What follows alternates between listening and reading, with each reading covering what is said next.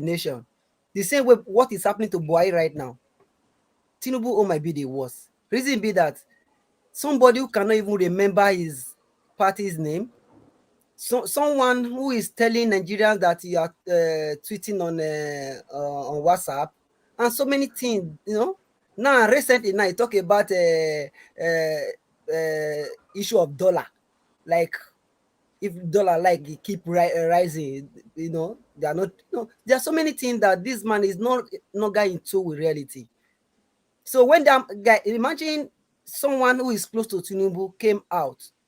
So we should be very careful, and we should be very careful when you're talking about decision making. It's going to affect many things a lot. It's going to affect, and the issue of the AGF, it has been like that over time. That is the more reason when you have a presidency, or when you don't have a rule of law, or you don't have a system that work, definitely you will have the kind of issues. You cannot be in a system or in a society where you are building a strong individual. So to be building strong institution. So Adibi will have a strong institution. Nobody will be above the law. But as it stands right now, there are society persons that are above the law, no matter what you preach, no matter what you say. If you like, take that man to the highest court of the land. What happened to the so many of them, you cannot even name it. Many of them.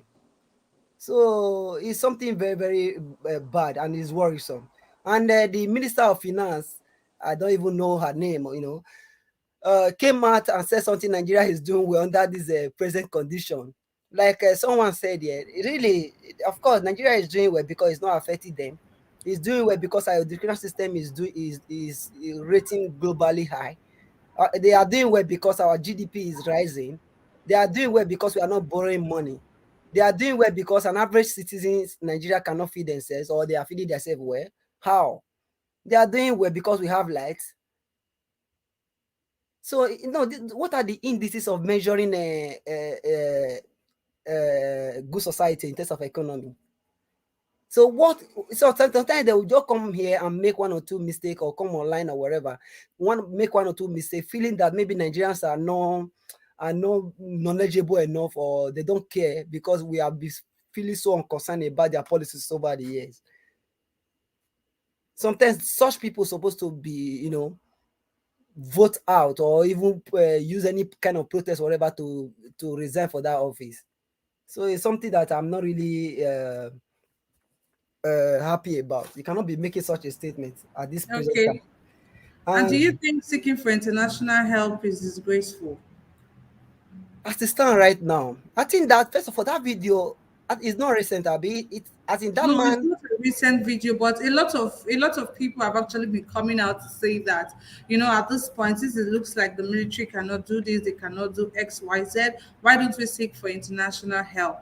I just had to make a reference to that particular video and to show you the other people there that are meant to be Reacting. representing us, how they were just, very nonchalant about, the whole situation. And I played a video for you guys of the man who says that we should get the police involved because the police know about the community, knows about the next person more than the military.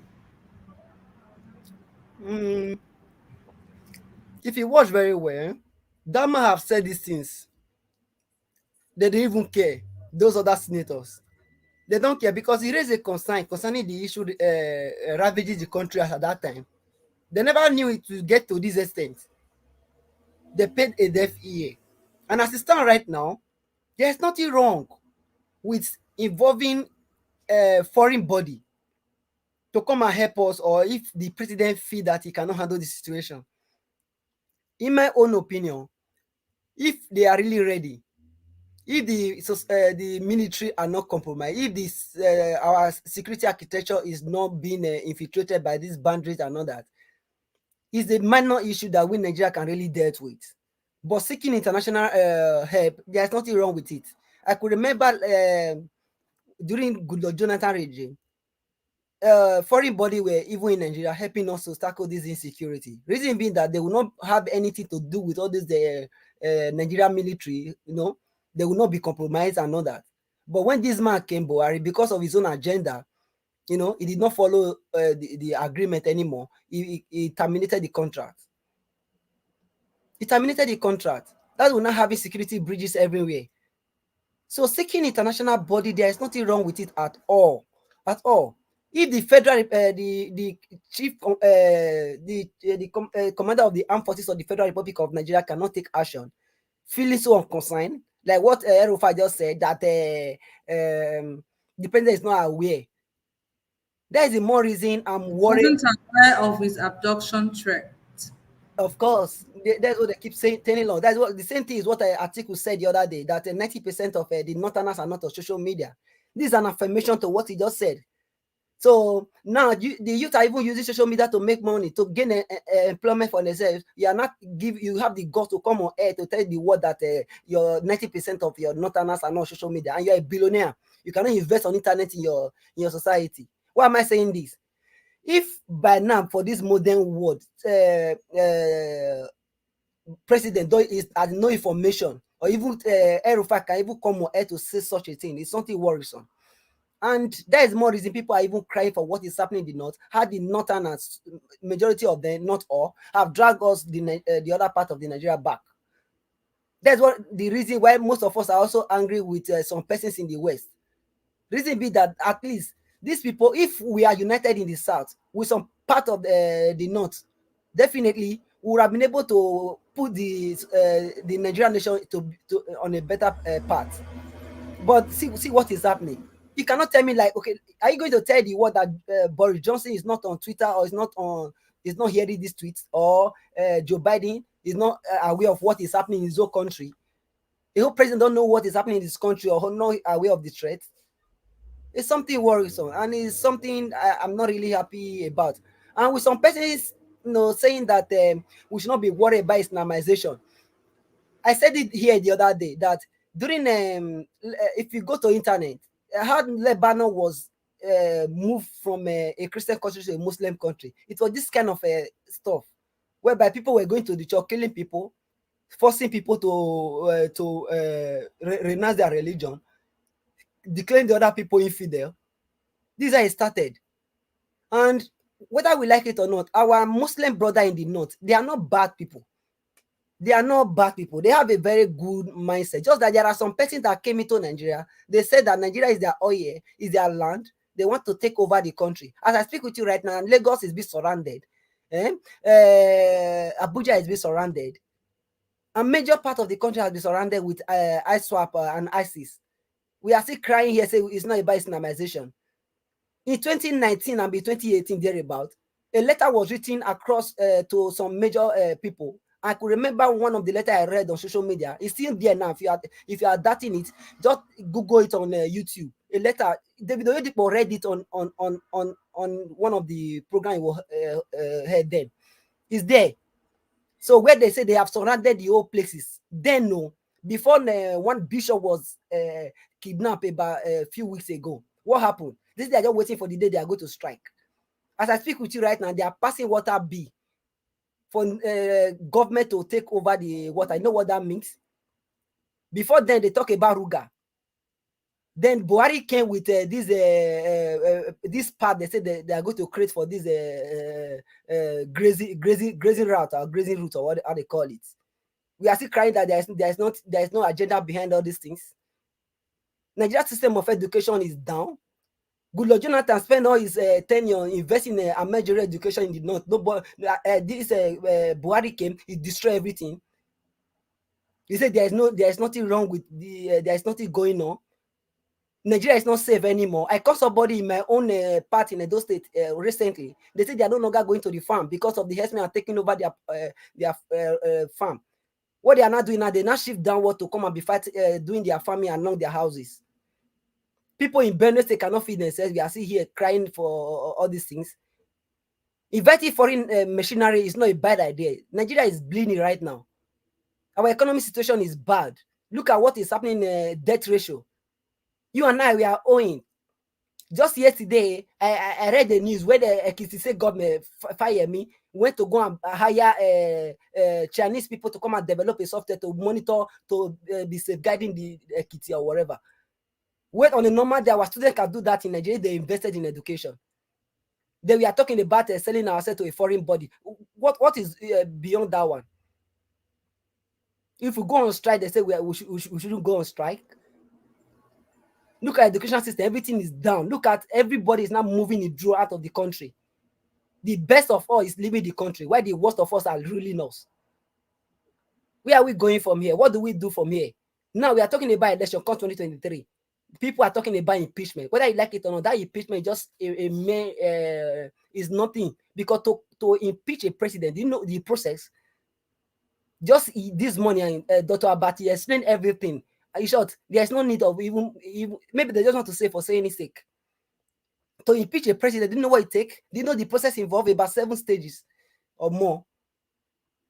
Do you know many times that as in people that will be involved in the impeachment process, they are just using that one to just deceive or to take us away from our attention. Most important Nigeria should be aware of now is that we just look for a way to safeguard ourselves till 2023, and we should be ready and unite to be able to vote wisely. Nigeria is no longer Nigeria we used to know before. Look at the dollar rate today is 710 or whatever. Is that the country you pray for? Anywhere you find yourself, even if you are in the United States of America right now, you will be treated the way your country treats you. We are saying they are not treating us well outside. When your own brother, your own sister, your own government are not treating you well in your own country. Most of us graduated in Nigeria, no job. Some of us that were able to even get 1 or 2 jobs, the salary was not even enough to even take care of yourself. We have to find our way. So those people that All are not right, treating us well, I've not said my Mr. piece though. Tunaja, Mr. If Tunaja, you have a please. question, you can ask. I'm here. Mr. Tunaja, you just cannot keep interrupting without seeking for permission, right? There's a moderator right here. And I called on you after Mr. Collins, you were the next person. I called on you, but you were not available. That was why I moved to Mrs. Tiobala. You Okay, sorry you about can't that. keep doing that. That is fine. And Mr. and and, Tiobala, and again, people are talking about colonization. Nigeria is not the only country the world colonized. That we are all blaming a foreign body for our ordain. We are blaming foreign body for the misgovernance, bad administration that this Nigeria government have led us to over the years. They colonize or do they colonize our brain? Do they take anything away from us? During the Second World War, Germany was the worst hit. What happened to them? They going back to go and start investing on human. Then you will be talking about German machine. They were using iron, building different today now. What do you have? Say they colonize us because they colonize, they are our enemy. How are they our enemy? They are the same people that are absorbing into their country. Through most of us in the US here, we are the one remitting money to Nigeria. People in the Italy and other countries are the one remitting money to Nigeria, UK and others. You say they are our enemy. How are they our enemy? Are they the one telling our government to be stealing money? Are they the one telling our government not to build a strong institution? Instead, they were building strong individual. Call it then Jagaban and all those Buhari and whatever. We should stop blaming the foreigners. They are not the problem of Nigeria. They are not the problem of Nigeria. Is it foreigner that asked Akpabio and his people to steal NDDC money? Is it a foreigner that asked AGF or whatever his name to steal almost about 100 something billion naira, be whatever? Is it the foreigner? Is it the foreigner that said we should not invest in our education? See what is happening with our train construction. Just the train that they are constructing in Lagos as we speak right now. Do you know how many billions of dollars they are using? The same train they are constructing in other Africa country. They finish the train, and that one is even a heavy one. Why the one they constructing in Lagos is just a light train. See, the money they are using in constructing this small kilometer or whatever in Lagos is even more than that one. Is it the foreigner that is telling us to do that? We'll be here blaming foreigner for our mistake. We are here blaming foreigner for what is happening to us in the country. Enough is enough. Get your PVC and then vote all these people out of office and take our country back. thank you. Thank you, Mr. Tiobala. Thank you for that. um, contribution right there. It's just unfortunate that Nigeria we too like excuses. What are we doing? We just have to we need to put our hands together. Not be this time now we're supposed to be divided. It's Before you just continue, sorry, let me just take yeah. just a few minutes on my personal experience. I came to US here. I did not know anybody. I applied for a job that gave me one of the top software company in the world. Does that mean Hmm. they don't love us that they give me the job? The Hmm. money I'm even earning here is back to Nigeria. They say they don't love us. We should stop blaming foreigner, please.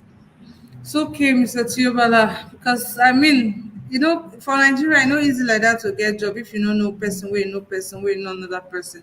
In Nigeria, just your qualification is not even enough for you to secure, something really good. You have to know somebody that knows somebody, right? It's just unfortunate that at this point we're still allowing tribalism and religion to really divide us, whereby if the suffering they come now, all of us they suffer and together. And if the blessings comes, we will all, enjoy the blessings together. So why can't we just put our hands together and, do what is right, do what is needed of us as patriotic Nigerians? It's just so sad and unfortunate that this kind of thing keeps happening. Anyways, I want to say thank you to Amazing Grace USA right there for that super sticker right there. Thank you so much, Amazing Grace. God bless you. May your pocket never run dry. God bless you for supporting us. As you have supported us, God will support you. Thank you so much. And I want to say thank you again to Mr. Simon. Mr. Simon, now you the out today. Oh, thank you very much, Mr. Simon. God bless you. May your pocket never run dry. God bless you. I can see Tracy Nwoko is asking, how can I contribute to this platform? Please, Madam Tracy, on the comment section right there, just on the right hand side, you will see the dollar sign. Just click on it and you would follow through the process and support us with anything you can support us with.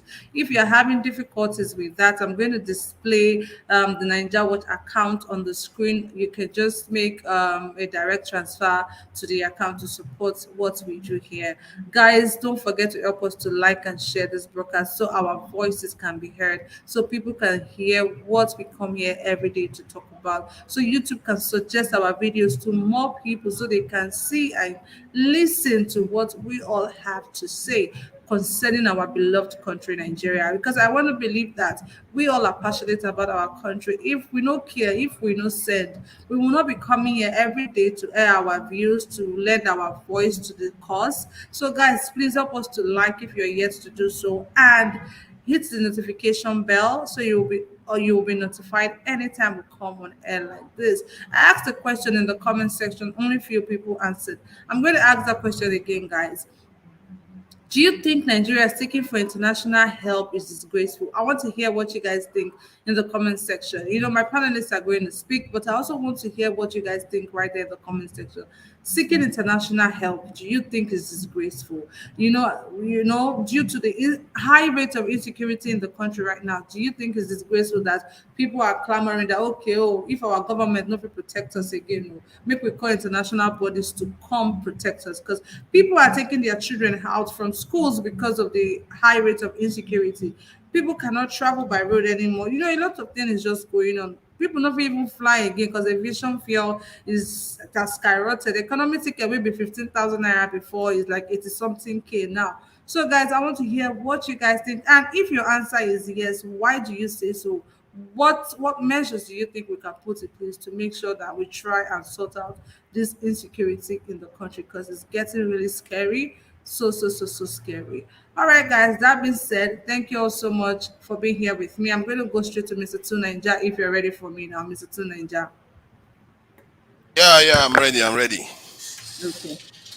Yeah, this is really sad to hear that in 2022, young men that are supposed to be educated don't even understand the intricacies of societal. That's the way societies function. That I'll try to make it simple. When our forefathers encountered Europeans at first, they treated them like friends, and we were all doing okay together. We traded with each other. Guess what happens? One day, they say, oh, they will give you gun, you fight the other tribe, you become stronger than the other tribe. Okay, yeah, that's good. While they were doing all those things, the only thing they never learned was how to make that gun, or how to make the ship that they were coming here with.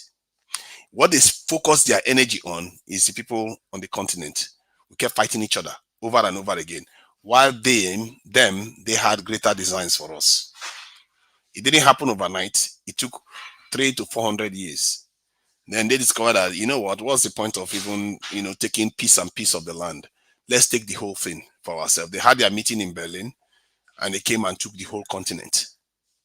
This shameful behavior started all the way down around this in 14th century, when Mansa Musa, with all his wealth that he had, that he could have used to raise a massive military and take over the whole North Africa, instead he used it to go on pilgrimage to Mecca, building mosque at every time he stops.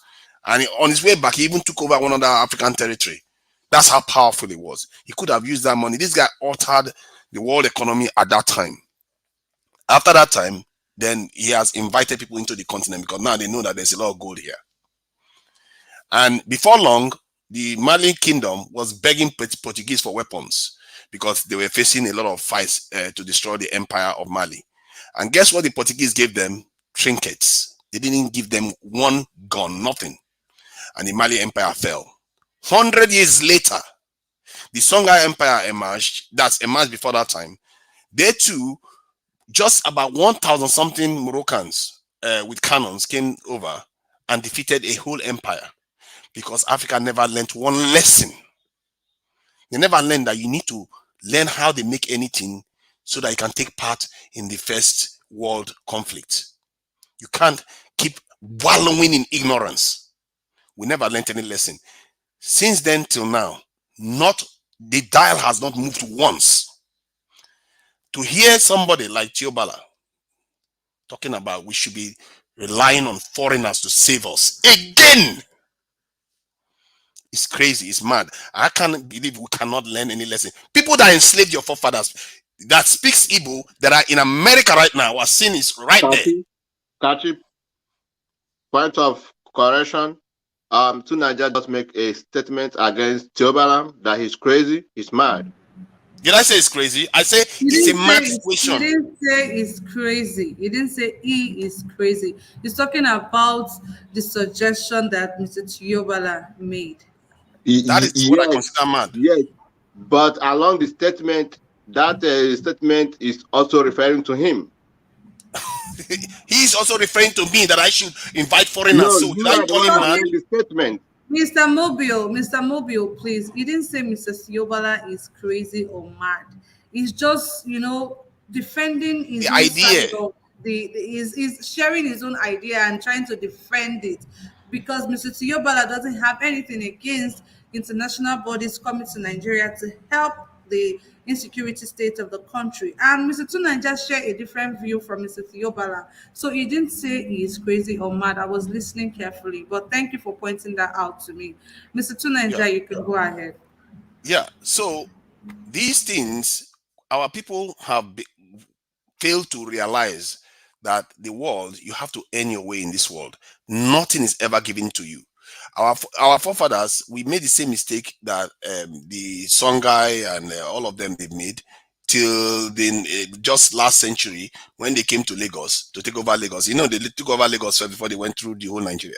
A Yoruba man was on the ship when they came and took over Lagos. He said because he wants to take over the throne of Lagos, he worked with the Igbo man to come and destroy Lagos. Before you know it, within how many years they took over the whole Nigeria.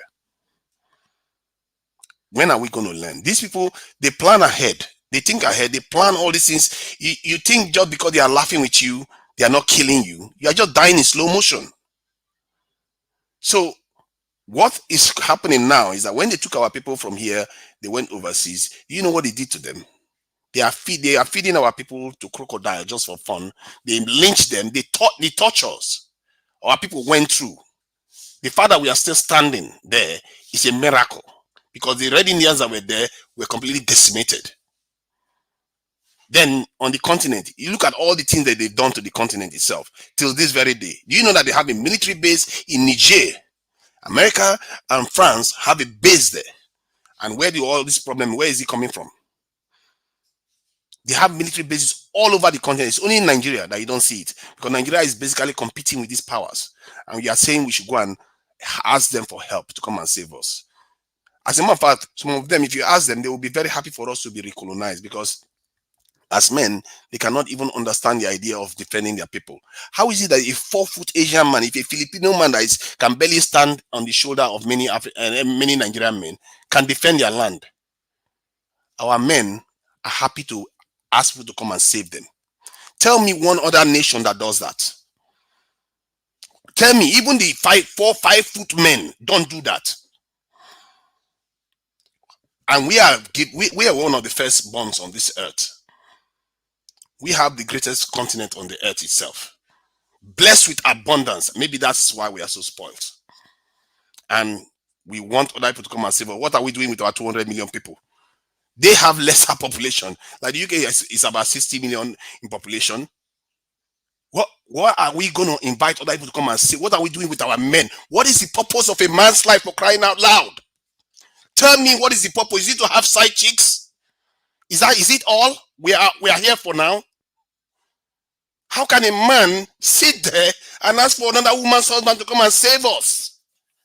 When are we going to learn? Just because you go there, you travel overseas and they treat you well, you get a job there, you don't ask what they did to the African Americans that were there that are like you. You don't ask what their machine, the nation itself is a pan-European country. America is not pan-African.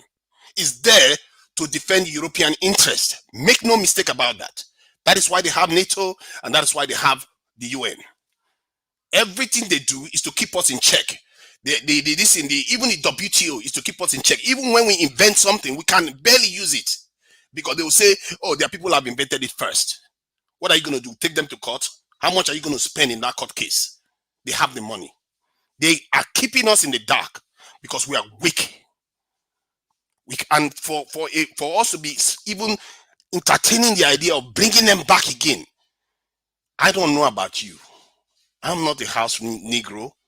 I would rather live in a thatch house as a free person than to live in a castle as a slave. Because whenever they like, they can use you. They can send you to the altar, and then it will be your time. Your time will be up.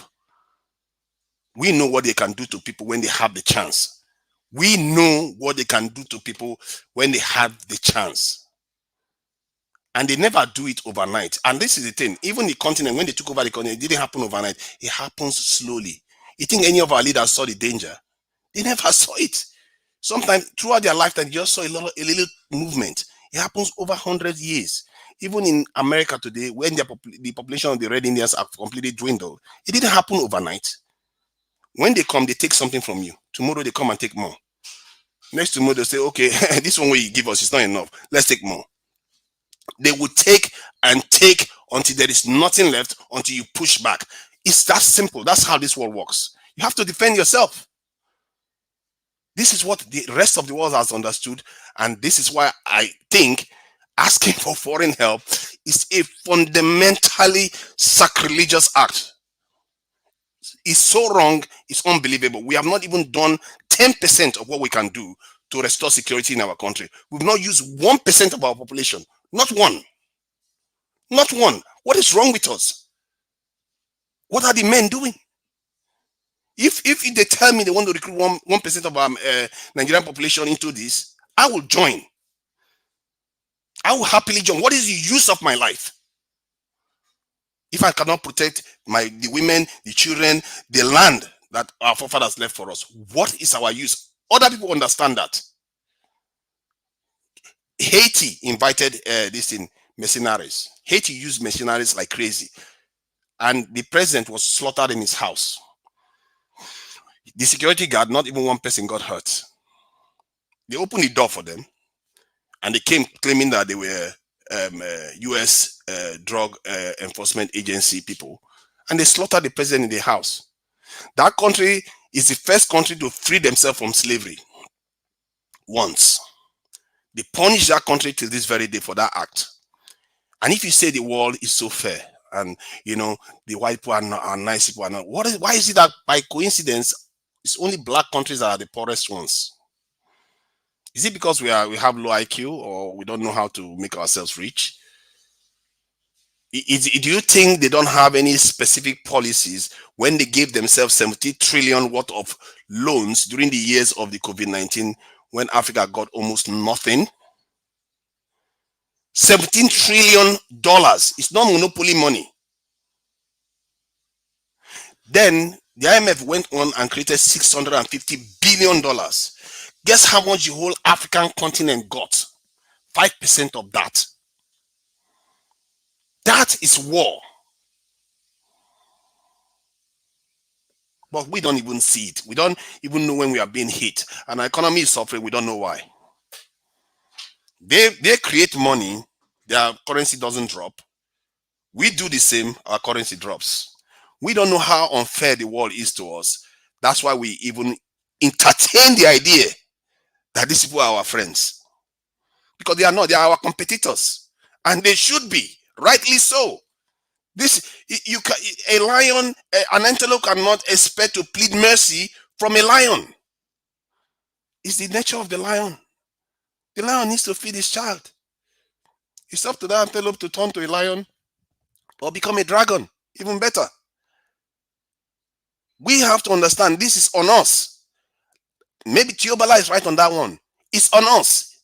We shouldn't blame them. It's we. We have to wake up to our responsibilities to our own people and our land.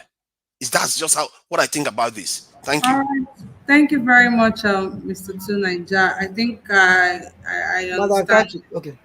Please, I would Yeah. like to respond to some of the Yes. things he said about No me. Very problem. important. No problem. I think I am trying to understand from the angle you're actually coming from. I think I do understand. And also, I wanted to say thank you so much to Pansat HD for the super sticker. Thank you so much, Mr. Pansat HD. God bless you. God bless you. God bless you. Mr. Tuyobala, you were going to ask Mr. Tunanja a question, please. No, he said something. No, I'm not really comfortable about. But the truth of the matter is that I don't want to react, so that is not important right now. Okay, what's that? No, it's okay. The most important thing I just want to Nigeria to know about Nigeria government. They are the one who is responsible for whatever we are facing right now. It's not enough to come here and tell the world because we are men, we just go inside the bush and start fighting. The president is the commander in chief of the armed forces. He cannot issue order. Whenever the army are in the bush fighting, there will be another controversial order. That is just by the wayside. Talking about foreign body to come and help us fighting insecurity, fine.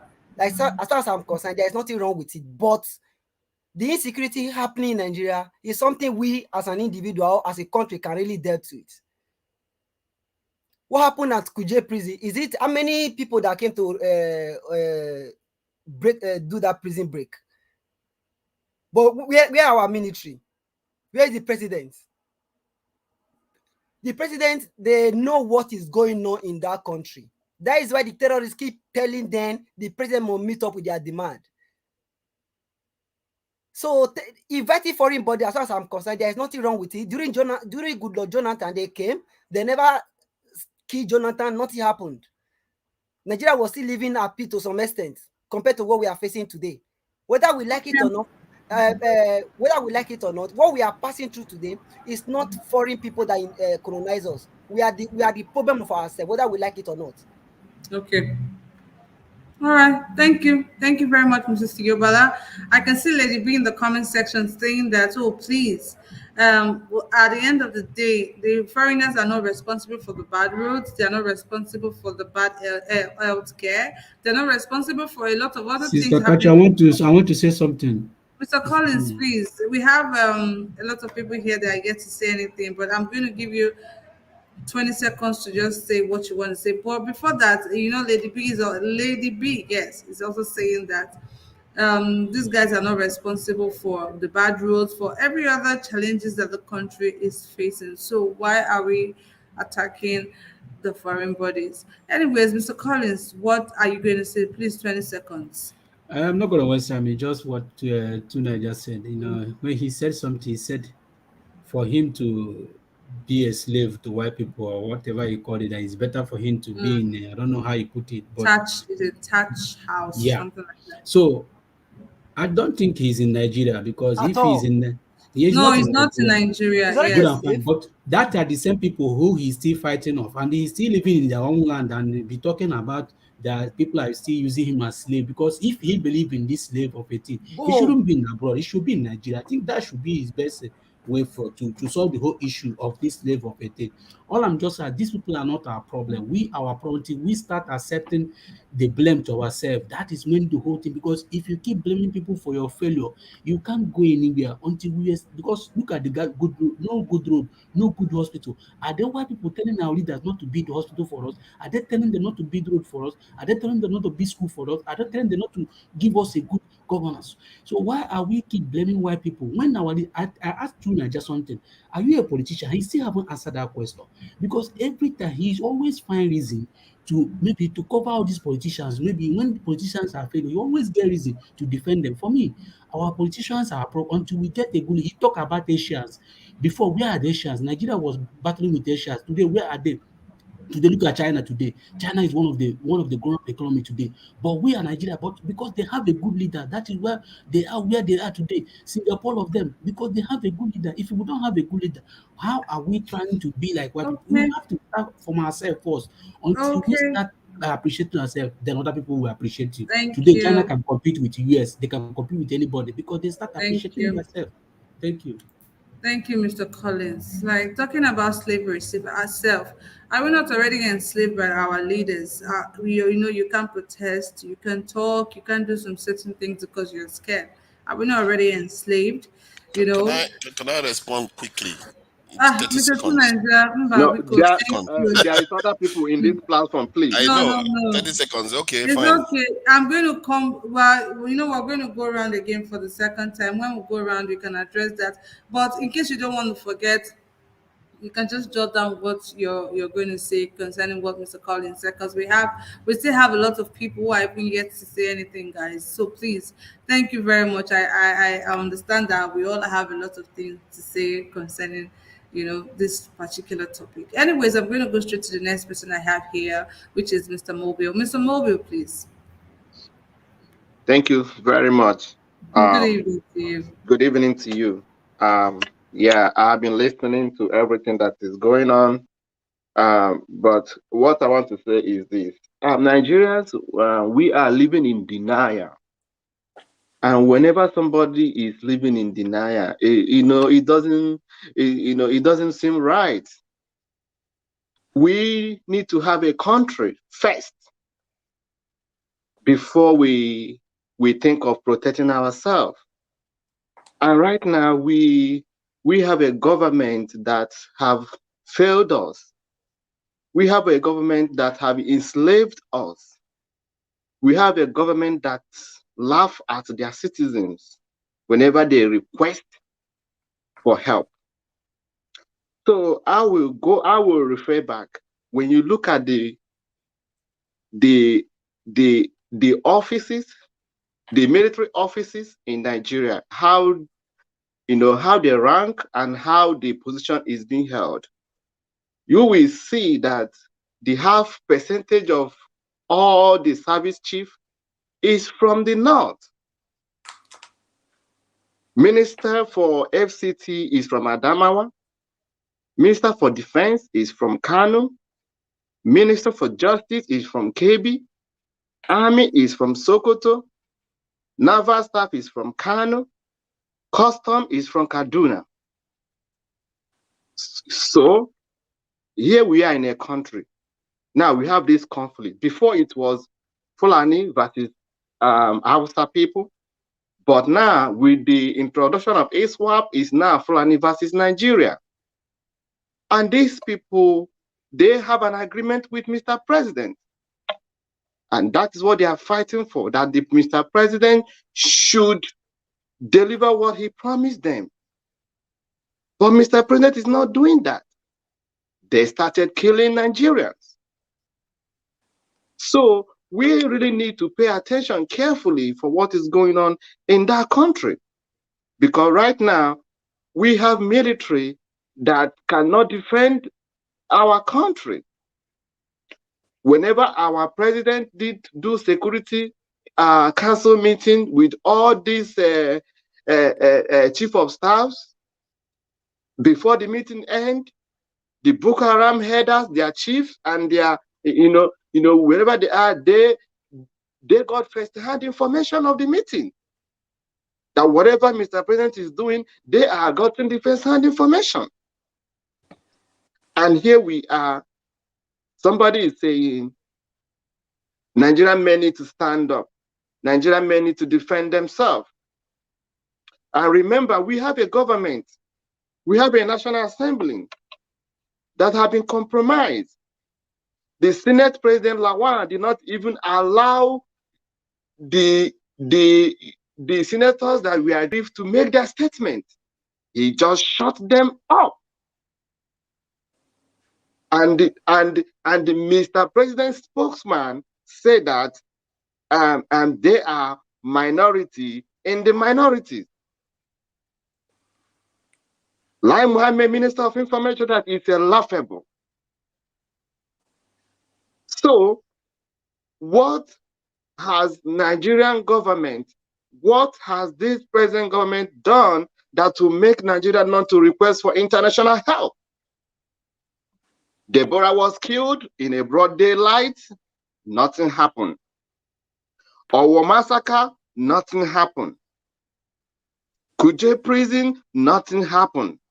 After 44 intelligence reports were given to Mr. President, Mr. President's spokesman said that Mr. President does not even know about all these things.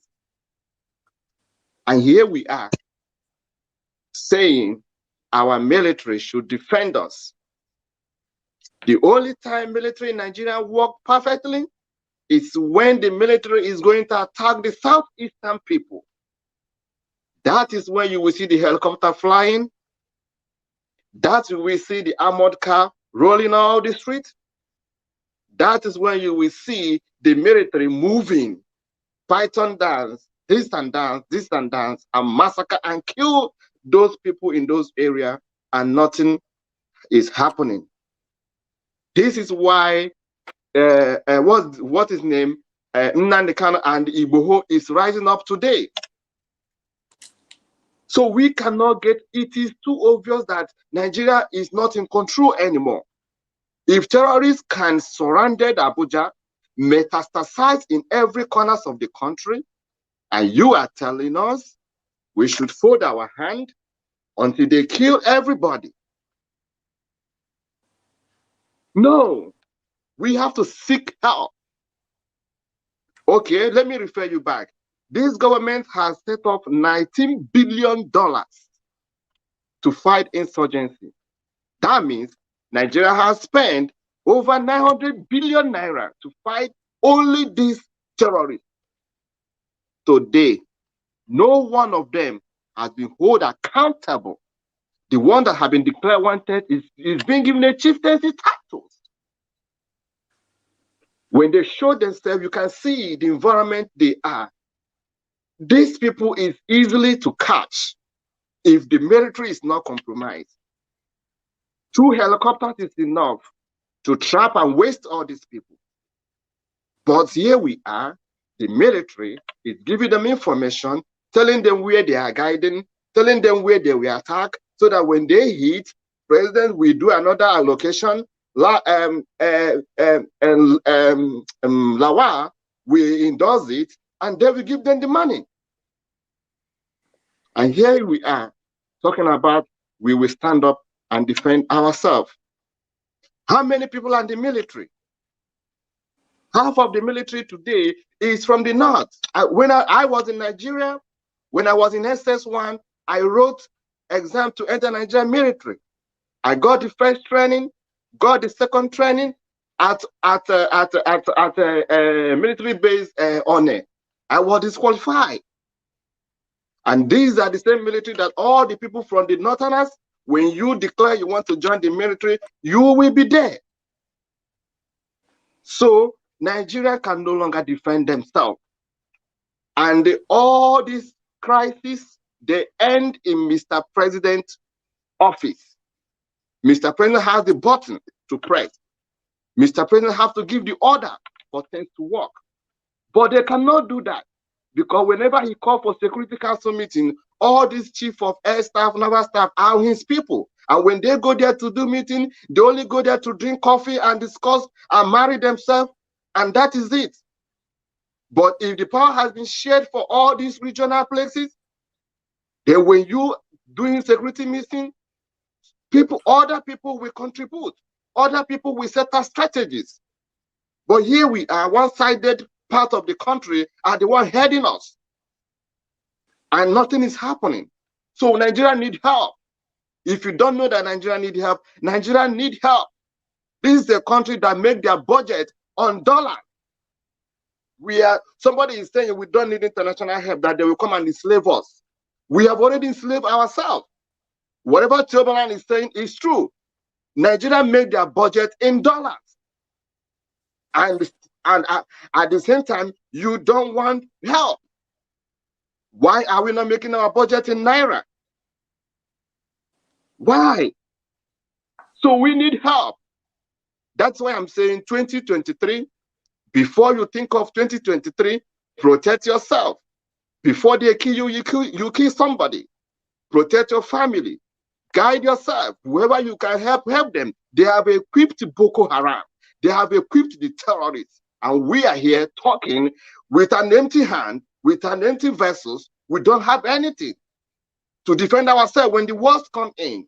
So before you think of 2023, defend, because look at the way Nigeria is going. We are in crisis. The National Assembly is on holidays. Bajamila is in the United States, in Harvard School. All of them, they have vital. Where is Mr. President's sons and daughters? That is the question we should be asking ourselves. And you are saying, somebody saying we don't need help. Guide yourself. There is a lot going on.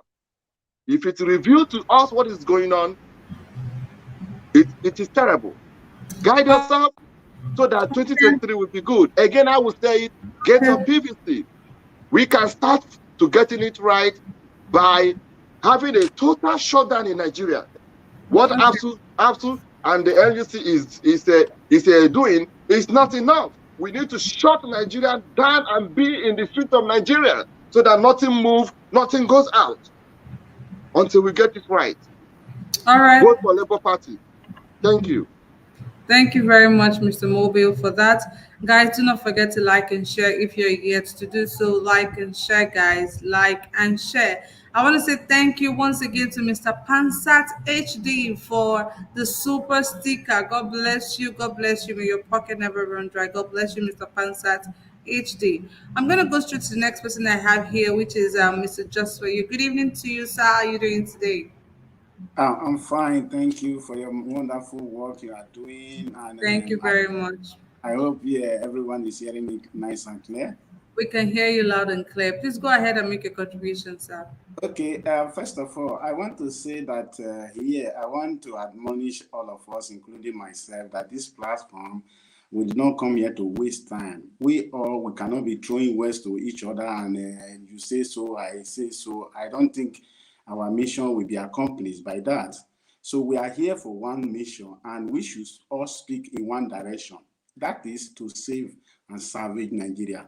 The Minister of Defense once said, Nigeria is bleeding. We cannot defend Nigeria anymore. Go and defend yourself. I don't know if you get me right. And the same people who have said so have taken the gun from everybody with their license in the South or anywhere. They took the gun from there, whether you license the gun, they took the gun from there. And you know what? They give the gun to the terrorists. They gave it to, what they call it, people who are parading cow and say they used it to defend themselves. And somebody will leave his own town, go to another person in thousands of kilometers from other country, come here, all in the name of Fulanis, and you say they are defending themselves. So if we are still talking about Fulanization and Islamization or not real, it means we don't know what we are doing here. It is real. I want to say that one. It is very real. So having said that one, I want to move straight to what I want to say here. I have three things here. urgent attention. Urgent attention. Number one, urgently needed if the House of Senate and Representatives know what they want to do. Number one, restructure. That is going to be number one, restructure, immediate restructuring. Give power to every state to defend themselves because these people have surrendered all the bushes. Tribute to Nnamdi Kanu, all the things that Nnamdi Kanu have said, all of them has come to reality. Ebubuagu is not working anymore. All the drama they have played to destroy ASN and the rest of them, Ibuhu and the rest of them, everybody is seeing the handwork now. They have taken over the bush again. Nnamdi Kanu is not there, it's in their hand. So, number one, restructuring. Give power to every state to manage what they are doing, to defend, not making a river and sea bill and whatever you call them, all in the name of Islam, Fulanizing Nigeria. If you never know, you are just dreaming. I'm telling you the truth. Islamization and Fulanization is the agenda, is real, is almost in completion. And that is why they are moving fast, because they don't have time. They have surrendered Abuja. People are running away from Abuja now. If you don't know, I have, the other speaker said that somebody about to make mention of so. I also listened to it. So that is for that. People are, if somebody can attach NDA, the Nigeria Defense Academy, which is the safest place, attack Buhari convoy, attack Aso Rock, and they even confirmed that they made away with some valuable. That was time before. You know that is serious. I want to talk about, they will say that Buhari is not aware. He is aware. Because Adesina once said that Buhari has an helicopter view of what is happening in the whole Nigeria. If you want to play that one, Google it, maybe it will still be there. He mentioned it one time when Arise Television interviewed him. That is for that. So we should not be lukewarm.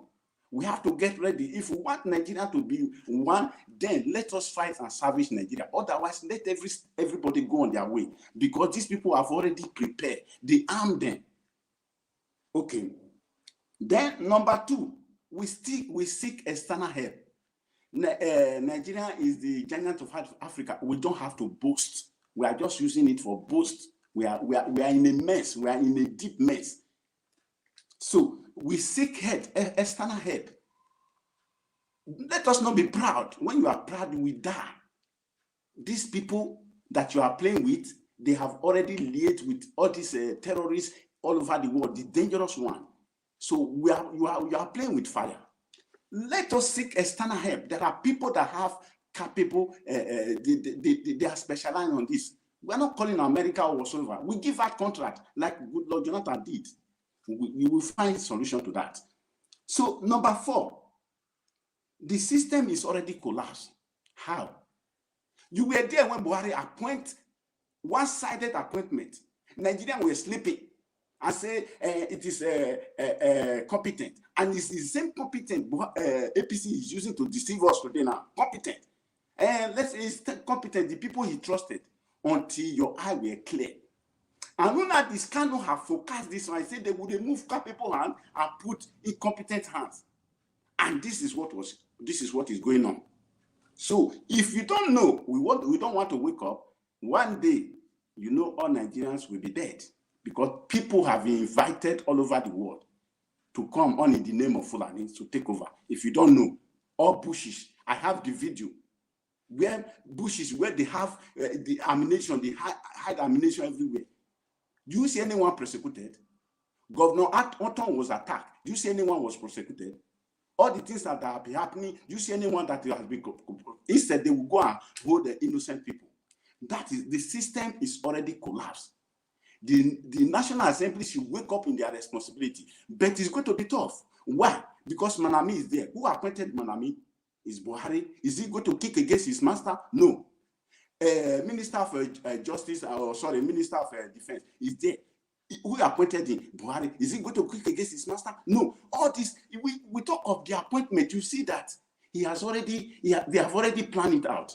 And the plan is still underway. They have already surrounded Nigeria. If you don't know, one day you will hear don, terrorists are taking over Aso Rock. You don't have anything. They are not in control. I want to tell you, part of Nigeria, precisely Mina, is under the control of terrorists. They are collecting tax, if you don't know. They are collecting tax in some community. The governor cried out. I'm not talking of other states. There are states like that. When a terrorist will come in their hundreds with bike, you will not see military there. They will operate for hours, kidnapping people with 200, 300 bike, no military. You know that government has hand in it. Let us not, these people have not wake up the National Assembly because government will carry money and give to them. 80 billion to renovate the House of Assembly. Who shared the money? Are they not the one? After renovating, not one month, rain fell, all of them were drained. Inside Assembly, National Assembly, everybody is aware of it. So that is it. The system has collapsed. Then the other thing I want to mention is religion affiliation. Anything these people are doing, they come in the name of religion, maybe Muslim or Christian or whatever. I don't want. They come with religion affiliation. So when they say that one, they have support. So we should be able to deal with that one. Without that one, there is still going to be a very big problem. So now, I want to mention one thing. If government is not having a hand in it, why is it? One time, Meti Allah threatened Nigeria that if they don't give them Ruga, if they don't give them the land, they are going to wage war against Nigeria. Are we not in the war right now? It is called Cold War. People are dying, there are thousands. He has never been questioned. He has never been called for questioning. And this is the same person will go to terrorist camp, negotiate with them, give them money and come back. Governments have never called them. How do we get these people? Then I want to mention Nigerian military, which is one of the accomplices. They are the one that will give out information. If the government has said, okay, these are repentant, all in the name of repentance, they infiltrated the military with terrorists. Since they have appointed these people, where are we now? Are these people, do they not know where these people are? Do they know, were they not among them? Are they not the same people that are still carrying out the killing? If you say government is not aware, it's a lie. Government knows all these things that are happening. It's either two things. Buhari have not fulfilled what they have agreed, either to take over Nigeria or to take over the government or so. That is why they are coming after Buhari. That is number one. Buhari and Rufai, they are the one troubling Nigeria. They are the one. I buttressed my point. Number one, Rufai, when after the killings of thousands of Nigeria, he went for to say, I paid them. In Arise television, in CNN, in BBC, he came out and said, I paid them. Quran permit it. Permit you to go and pay killers. Say, because I don't want them to come back. Are they not coming back? Since then, how many thousands they have killed? Where is our military? Military? What are they doing? Harassing innocent people who have iPhone and said, where do you get this money? Where is that the function of the military? Taking multi roadblock and collecting money from commuters? These people know what they are doing. The agenda is fast accomplished. If we don't wake up if we are fighting each other, this is their strategy. For you to be throwing word to me, I throw word to you, so that we fight each other and they have their way. They will never have their way. You look at Turkey today, these are Christian nation before. You look at Lebanon, I didn't know about Lebanon. Somebody was still, one or two people have been saying it, that they were Christian nation, but I know of Turkey. But look at them today, they are most complete Muslim, 100%. I want to talk about the human being. If I can play one video for you, if you see what Nigerian people did in Dubai, oh God Almighty, I watched it yesterday, I shared tears. I don't know if you people are watching. Ourselves, what is wrong with us, we Nigerians? We don't know what is good. People accommodate you, still go there and be perpetrating atrocity.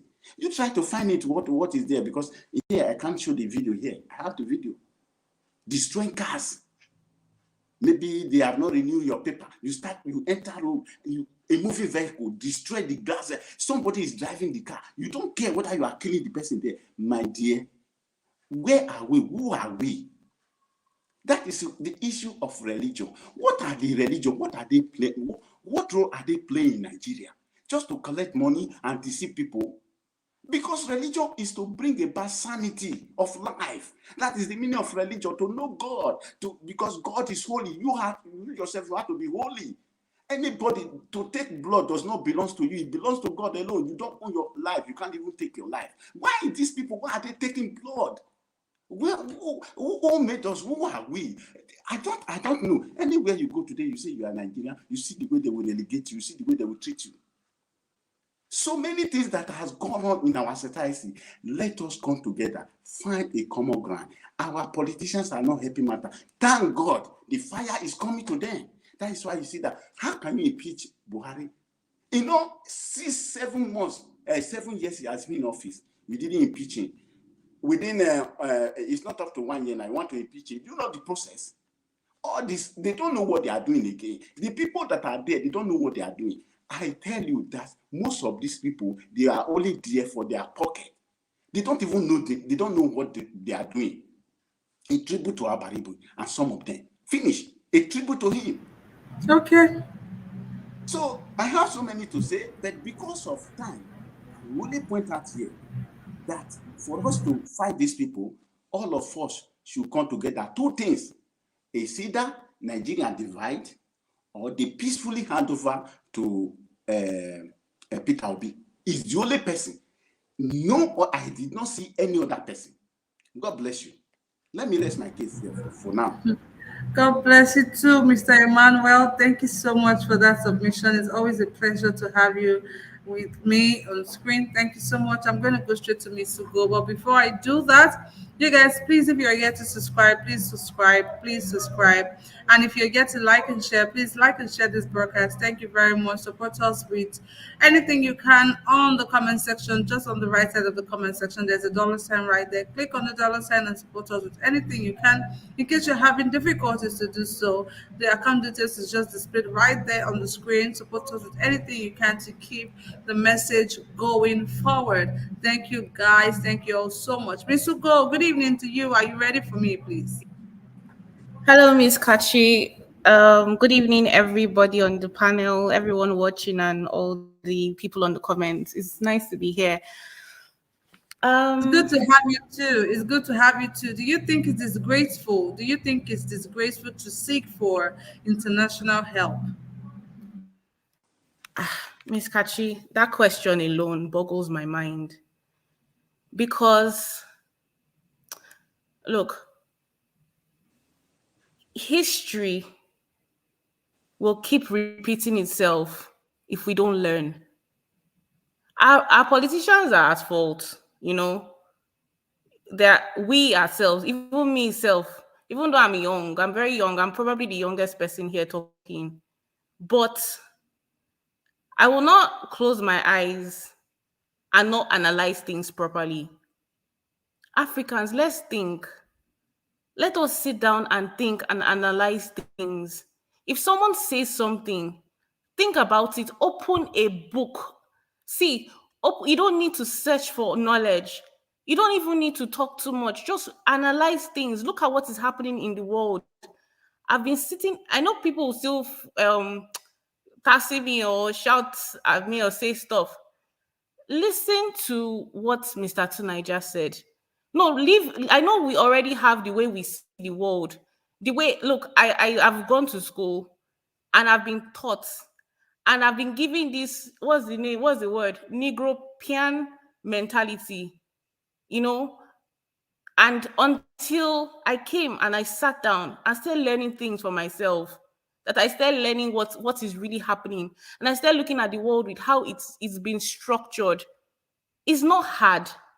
So look, these people that you people have been fighting Mr. Tunaija for, were in 900 years of the dark age. You guys have heard about it. You think Nigeria is suffering? No, these people had nothing.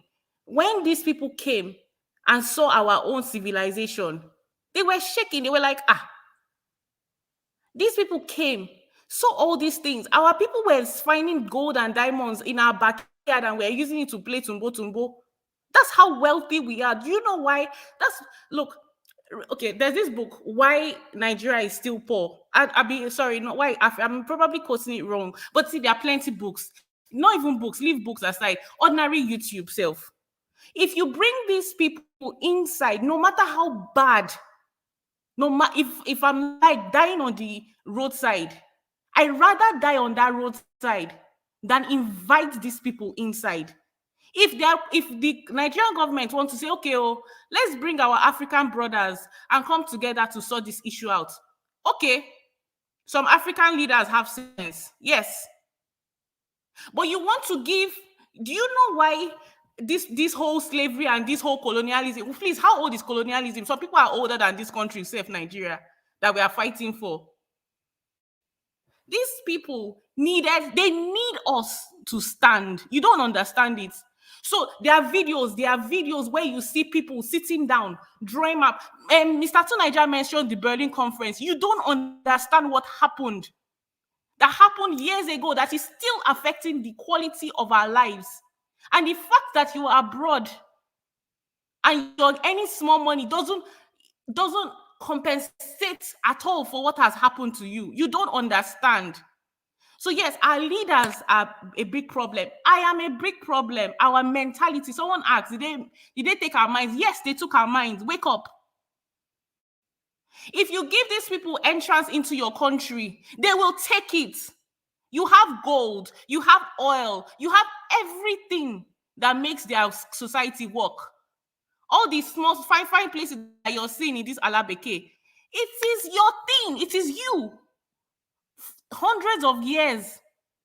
Guys, please, just think. No, Jifashi, just do small research and understand how the world actually works. If I can do it, I'm a small girl. If I can do it, please, it's not hard. We have the internet now. It's not hard to find this information. Protect your thing. You cannot leave your house for people who have been robbing and stealing. I know, see, it's not history. Look at your surrounding neighborhood and see what is happening. Nigeria is small compared to the rest of the world. Nigeria is very tiny. We cannot be judging everything by the tiny thing that we are seeing. Look, we have a lot of problems. A lot of problems. Starting from myself. There are things that I have done and said that I'm like, sure, I didn't have sense. With all my book, it's not about book. Whose book are you reading? Whose narration are you reading? Romeo and Juliet, not Chimamanda or Chino Achebe or Wole Soyinka. Those small things. I read tiny book of Chino Achebe yesterday, and I understood a little bit of who I am. It looks like plenty things I'm saying, but look, please, if someone is having somebody's skin is scratching them and they are treating skin rashes without understanding that that person has skin cancer, you will die without understanding your problems. We can fix our problems by ourselves. We don't need anybody. See Sri Lanka. I know a lot of people said it.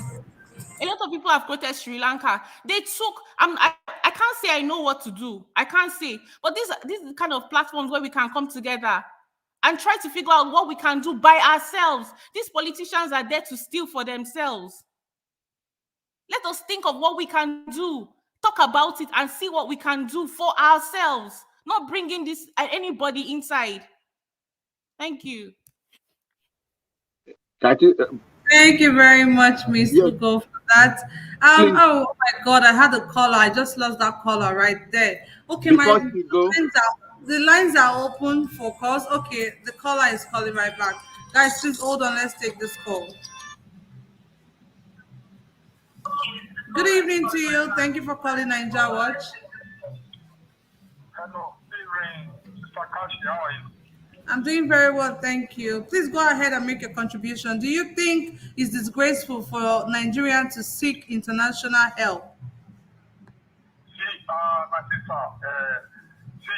my own opinion, they say travel is part of education. See, don't let someone else here say we don't need the international help.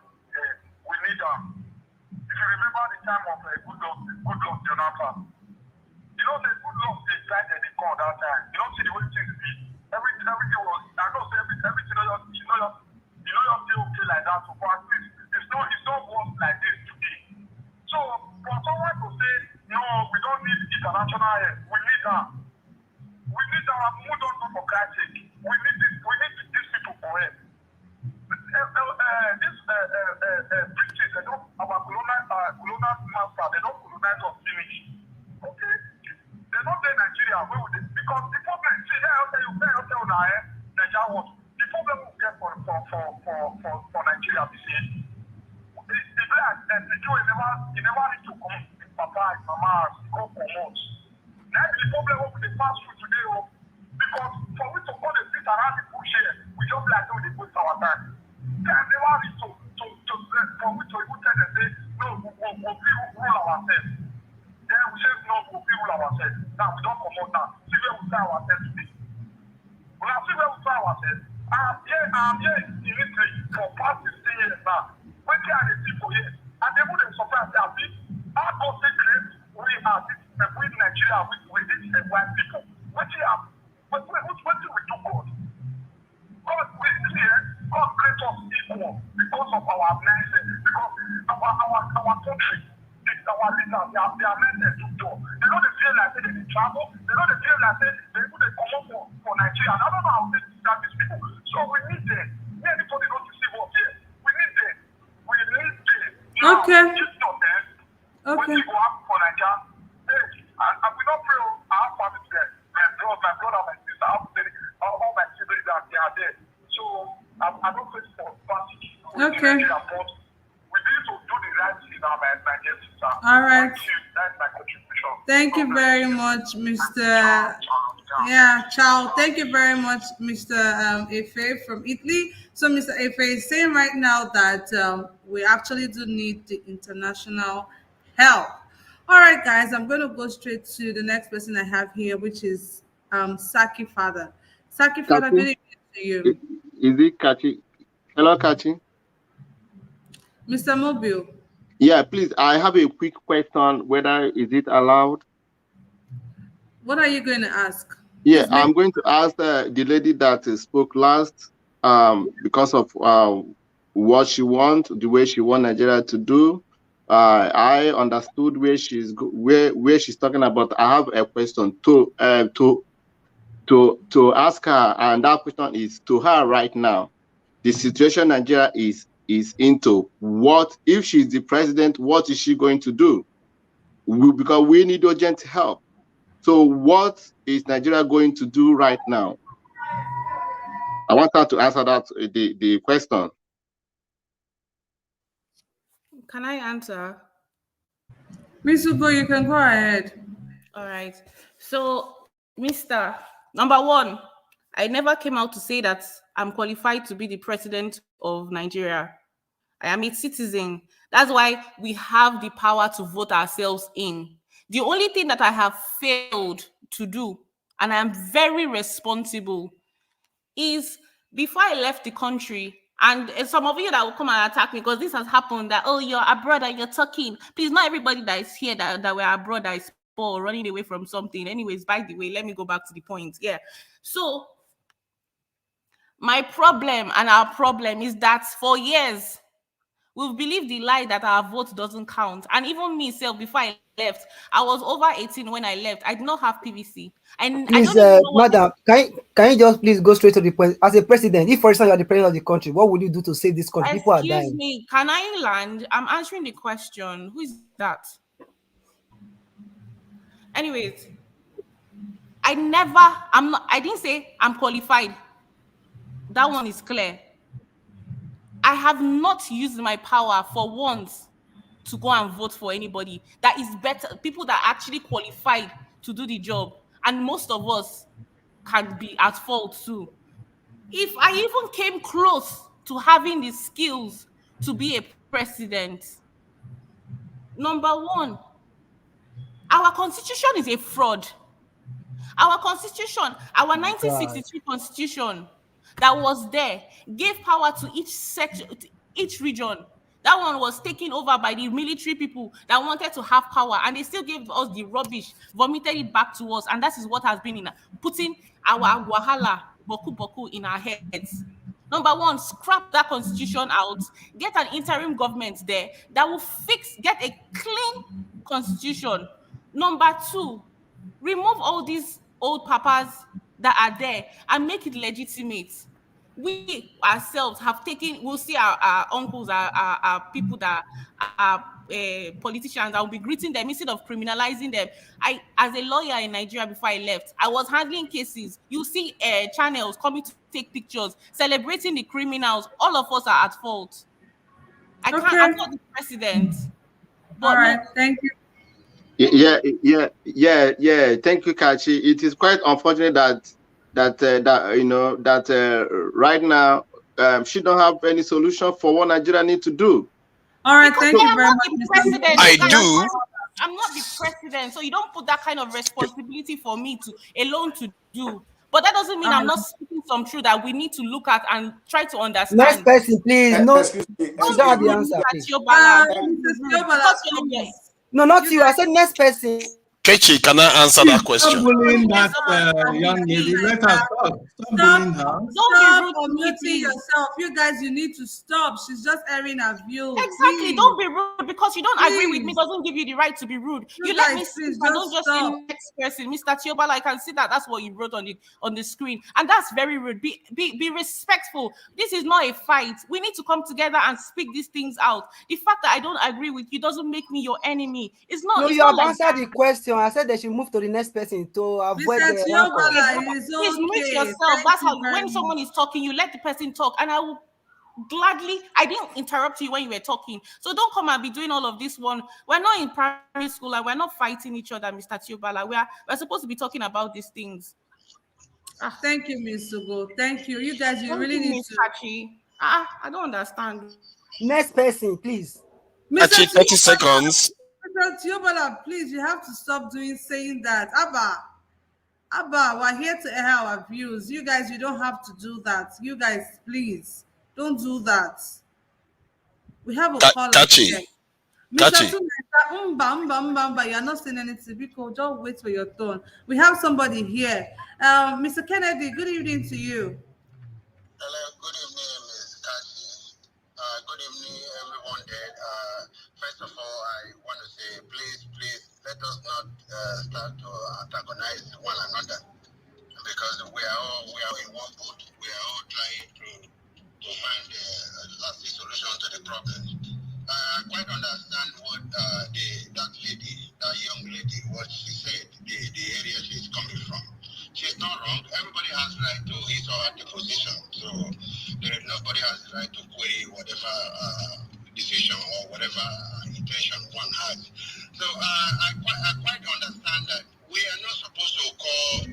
I know the area that lady and Tunaja is coming from. Like I said in the morning, in the afternoon program or evening program, that we have about 200 million people.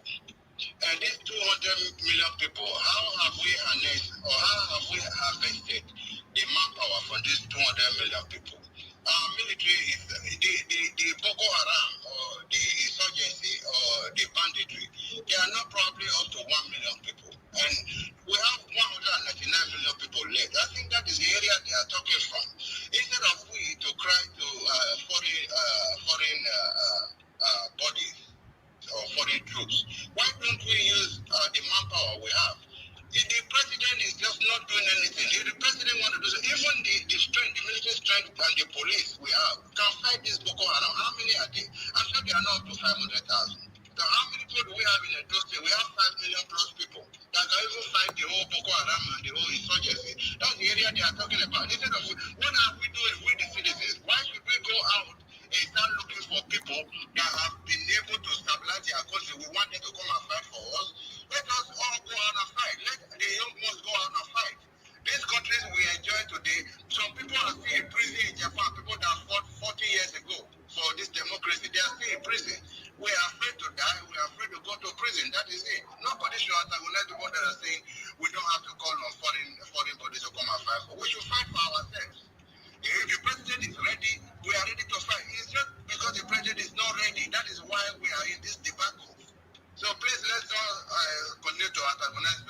think we should not call foreign bodies. Thank you Okay. very much. Thank you very much, Mr. Kennedy, for that amazing contribution right there. Guys, please let's try and be civil here. We don't have to be rude to one another. Everybody has the right to air their opinion, provided they are not calling anyone any ugly names and they are not being insultive to anybody. Please, let's try and have a sense of decorum right now. Thank you all so much. I understand that we are all passionate about our country. Everybody has something to say as to how things should be, but let's also respect other people's views. Thank you very much. And I don't like the consistent interruptions every now and then. Please, guys, let's do better. Let's be guided. Thank you very much. I'm going to go to Saki Father. Saki Father, good evening to you. Are you ready for me, please? Yes, good evening. I How are you think, doing today, sir? yeah, I think Tunaja wanted to make a comment for like 2 seconds or three You will seconds. make a comment when we're going for the second round. All right, I've not been much on the platform, but what talking point do you want me to? Okay, let me just ask you this. Do you think it's disgraceful for Nigerians to seek for international body or for Uh, international help, rather, for international help as regards the insecurity in the country? at this point, I think it appears that these terrorists. I think it appears that our security issues now in Nigeria is beyond the capacity we have right now.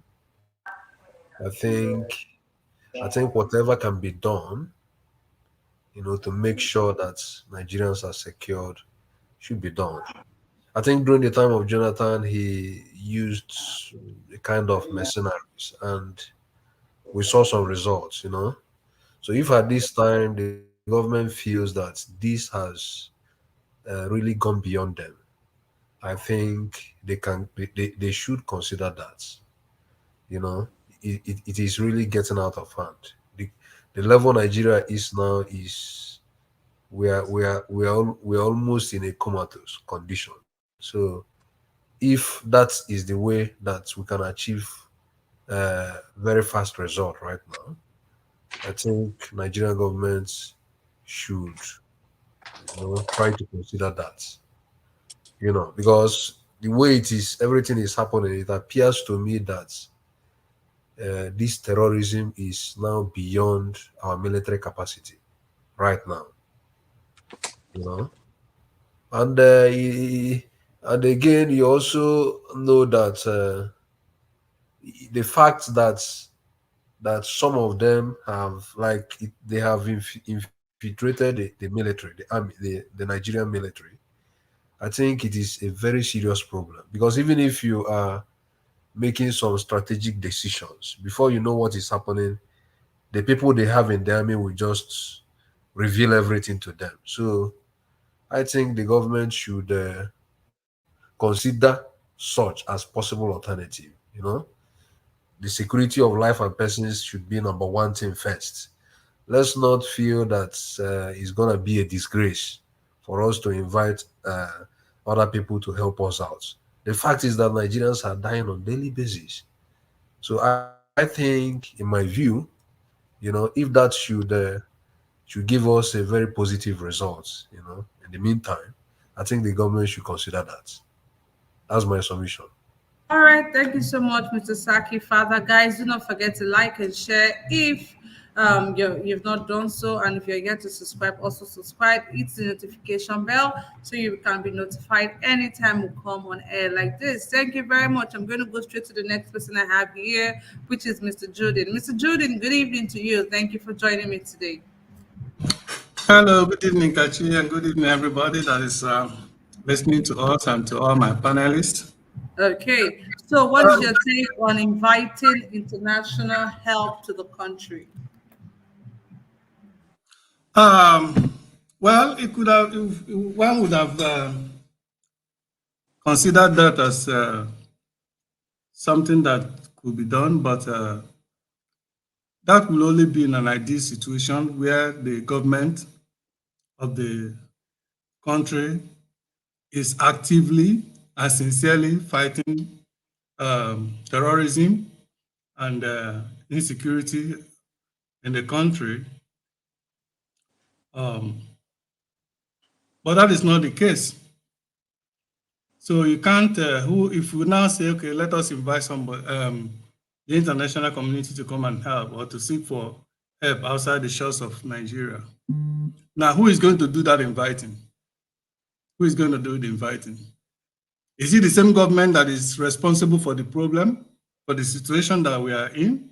Is that the same government that is going to do the inviting? Certainly no. Certainly not. Okay. Buhari administration is 100% responsible for every evil that is going on in Nigeria. And anybody that still continues to deny that fact is denying it to his own peril. Because you can't tell me Buhari is fighting terrorism. At the same time, releasing terrorists every day. In fact, record has it now that about 50,000 terrorists, arrested terrorists have been released through their so-called Operation Safe Corridor. And then these people are being reintegrated, not only into the system, but also into all the military apparatus. So that how can you now fight terrorism when you have terrorists enlisted in our army, in our navy, in all military apparatus in Nigeria, even in DSS, they are there. How can you fight them? No. What is happening now, which most of us don't know, because they have given their propaganda outlets, media outlets and outfits in Nigeria, like channels and all the rest, they have given them directive not to be reporting some of these things, most of these things that is happening, especially with regard to the terrorism in Nigeria. Because what is happening now is that these new people they are recruiting, because at a point, I think last year or so, there were massive exodus in the military. People that have found the evil going on, how that they will send them to go for Boko Haram, and then they will order Boko Haram to go and ambush a military, and then they will be slaughtering them and killing them without being reported. And thousands of soldiers have been killed that way. So especially people from the south, because those are the people they send to this,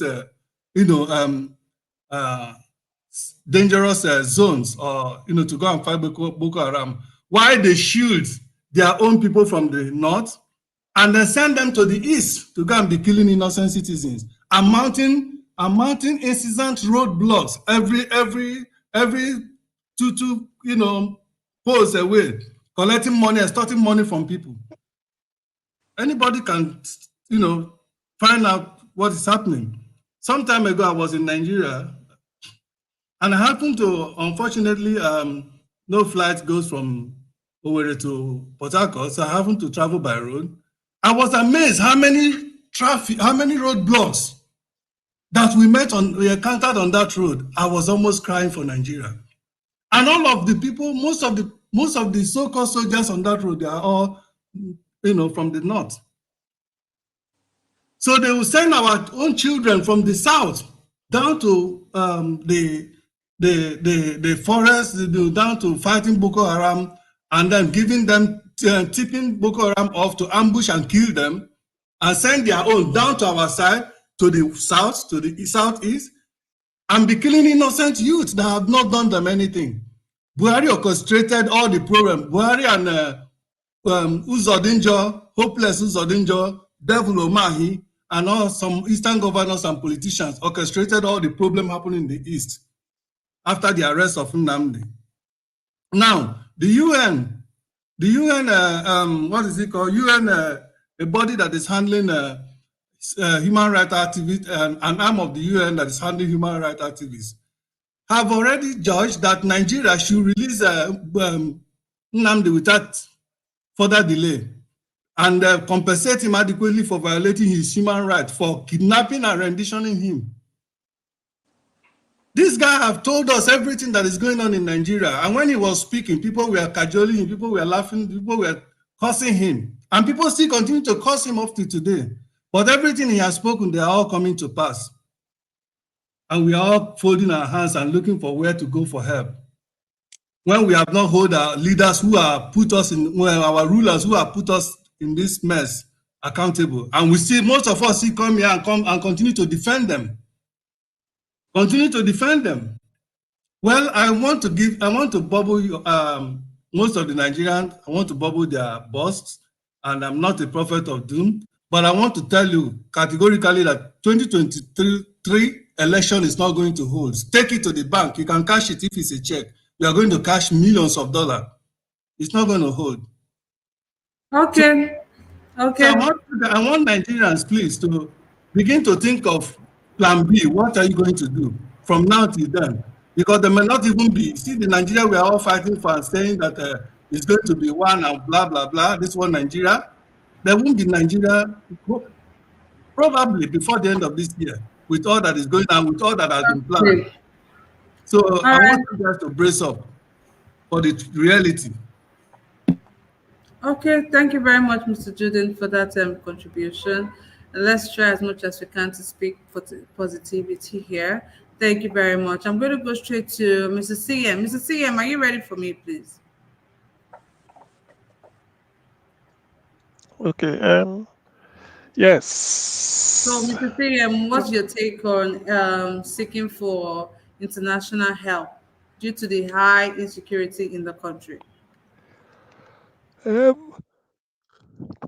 I give two perspectives on it. As the president of the country, your primary responsibility is the protection of life and properties of the citizens by, I will add this, by any means possible or even necessary. Life is sacrosanct. Whatever you do to save life, insofar as you're able to save the life of the people if they are in danger, it should be commended. Well, asking for international help at this point in time, I won't rule it out. Insofar as if I do my what is it called feasibility study and is likely to yield result, I will do so. Because this won't be novel to Nigeria. So many countries have done it. That's why the Europeans have their NATO.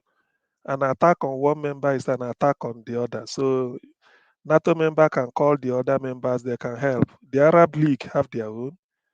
And then think some other things, then other similar things like that. Or maybe I think at the time they floated Africa High Command, whereby you have African soldiers ready to help any of the member states. But I'm not quite sure whether it's still in existence or something like that. Or the one they wanted to create thing during the time of dying days of Bill Clinton in 1997 as a result of the Rwandan genocide. They call it African Crisis Response Initiative, being spearheaded by America through their Foreign Secretary of State, Madeleine Albright. Anyway, that being said, so I, as a head of state or president, I will do whatever it takes to keep my country safe. But in this case, because I have to drive it home, Nigeria is not being sincere. If Nigeria is seeking outside help, to me, I will call it what they call juvenile ostracism. It's just like playing to the gallery. What is happening to Nigeria is self-inflicted. We all know it. At the height of Boko Haram during Jonathan's era, Jonathan deployed the Hejrika to do everything humanly possible to annihilate and defeat the terrorists. Hejrika was up to the task, being the first Igbo chief of army staff. Chief of army staff. He was told to live up to the billing, to try to show that he's up to the job. And he did. While he was doing it, what did we hear? Buhari said, this same Buhari as an opposition candidate in those days said, an attack on Boko Haram is an attack on the North. In other words, the North is a sympathizer of Boko Haram. That's what it means. But I stand to be corrected anyway because I like being educated. I learn by listening to people and then, you know, reevaluating the logic. So he said an attack on Boko Haram is an attack on the North, which means they know what it involves. Before you know it, fast forward, Yejrika slowed down. Or before he slowed down, he caught about, I think there were quite of some of them arrested and they were made to face the music. Kwankwaso, this same Kwankwaso now, Fulani too, came up to Jonathan to say that those people being arrested, they are not Boko Haram. You know, the thing about Nigeria is the propaganda is sometimes, even if you mean well, the propaganda machine can easily throw you off balance if you are not careful. So what happened then? Because they hated Jonathan being a Christian and trying to educate the Almajiris. The lie being told against Jonathan was that Jonathan arrested the hungry northerners and they made them to drink their urine, all sort of something, just like the type of fabricate, things people say. It was all lies, and they insisted that Ejirika must be sacked, or else even we get loose. I mean, they will lose everything. You know, Jonathan probably want to make sure that he's not pandering to he's not against the North or that he's being fair. Hurriedly sacked Ihejrika. And the part of the deal was if Ihejrika is just killing us, slaughtering Northerners, that if Ihejrika dare try those people as a terrorist or whatever, that all the Igbos living in Kano will never escape scot-free. So Jonathan was sort of more or less a bit helpless and released them. Okay, fast forward, all said and done, Buhari now inherited power. I mean, now was voted into office or rigged into office anyway. So what is happening? Rufai now had to tell us because they invited this Boko Haram to come and be on the standby, such that if they did not get it through the ballot, they will unleash mayhem on Nigeria. Jonathan foresaw it and then quickly conceded. That is part of the deal. There's no amount of lie they didn't tell Barack Obama, the 12 northern governors, including this Muazu Babangida Ali, they all went there with Kwakwans, all of them. They went there to tell Obama all sorts of lies, and Obama was. Anyway, we all know all this history. I'm not trying to rehash them, but just to, a little bit to juggle our memory, for us to know that it is not today that the Boko Haram rain started to beat us. So what happened? Buhari now came in because those people they've done the job. Maybe when you hire something, as an Igbo, in other words, it's not giving the monkey water to drink is not the problem. The problem is retrieving the cup when the monkey must have finished drinking. So what then happened was they are now stranded. To go back to base, a refiner has to beg them, say he went to go and pay them that because they started causing mayhem locally everywhere in Nigeria, even when Buhari was in. That's why Buhari, during his inaugural speech, where he was said, I'm not for everybody, I'm not for anybody. Those people did not understand it. They thought that it meant Nigerian opposition, maybe PDP, AP. No, he was a coded message to Boko Haram because they invited them to help them. Now the deal has been done. So they now start causing mayhem everywhere, bombing Bauchi, bombing Adamawa, and Buhari was there. So what do? Rufai said they have gone to go and pay them so that they will stop. Can you imagine paying terrorists? Then because they did not accept that type of settlement, they now said, okay, what we do is that tell them to say that they've repented, then we put them in our army. I think it was yesterday or some days ago, I asked, have you ever heard that a country is fighting a war? You are fighting you are carrying out a war on terror. Opposite, we are shooting each other.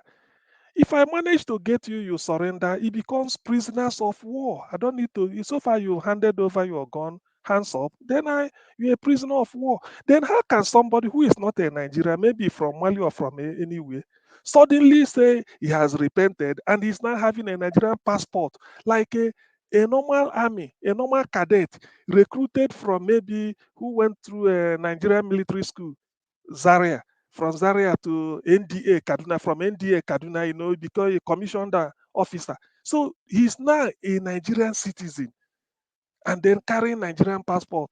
Somebody who was fighting you, where is he from? He said that he has repented. Meanwhile, you bring them down to Amiichi and Nnewi to be collecting money and be killing people. When now the kind of was saying it then, people thought it's a lie. So in this case, you see, the chicken has come home to roost. That is my own. Otherwise, I do not see why Nigeria should not defeat a Boko Haram. I don't see it. But now, even if you deploy the entire military over there, you will find out that why the genuine citizens of Nigerian citizens who are genuine soldiers are in the front fighting. Boko Haram will be ambushing them. We've had all this. There is no way because the idea was to use it to advance Fulanization, but it came so early because Jonathan considered. If Jonathan hadn't considered defeat, maybe they are prepared for war. Suddenly, Jonathan, swept them off their feet and said, "Look, come and take power," and they weren't prepared. So that's why Buhari abandoned the APC manifesto, which is very beautiful. He talked about restructuring, which somebody has mentioned here. He talked about apart from restructuring, building an economy, fighting all those corruption and all these things, and then making Nigeria good and all these things. He abandoned it and pursued the agenda of Miyetti Yala through Ruga, grazing route, and all those nonsense, all those nomenclature they keep churning out. Because all these things, we are not in APC manifesto. So those of them in APC, we are caught off guard. So you see, the situation Nigeria is now is entirely the making of the government in power. They invited it. We shouldn't have been in this. Let them come clean. They should come and tell Nigerians what they discussed to bring these people in.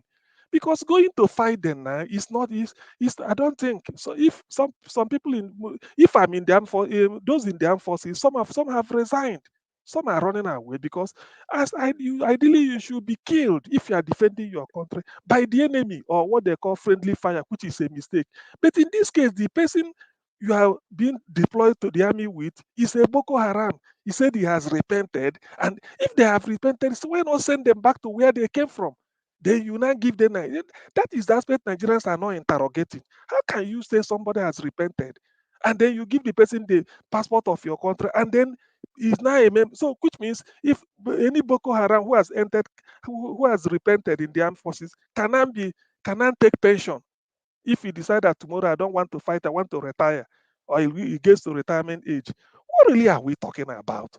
What mess are we really talking about? That's why the world kept quiet and they were watching us. So this the way it is now. To be honest with you, there's no easy way out.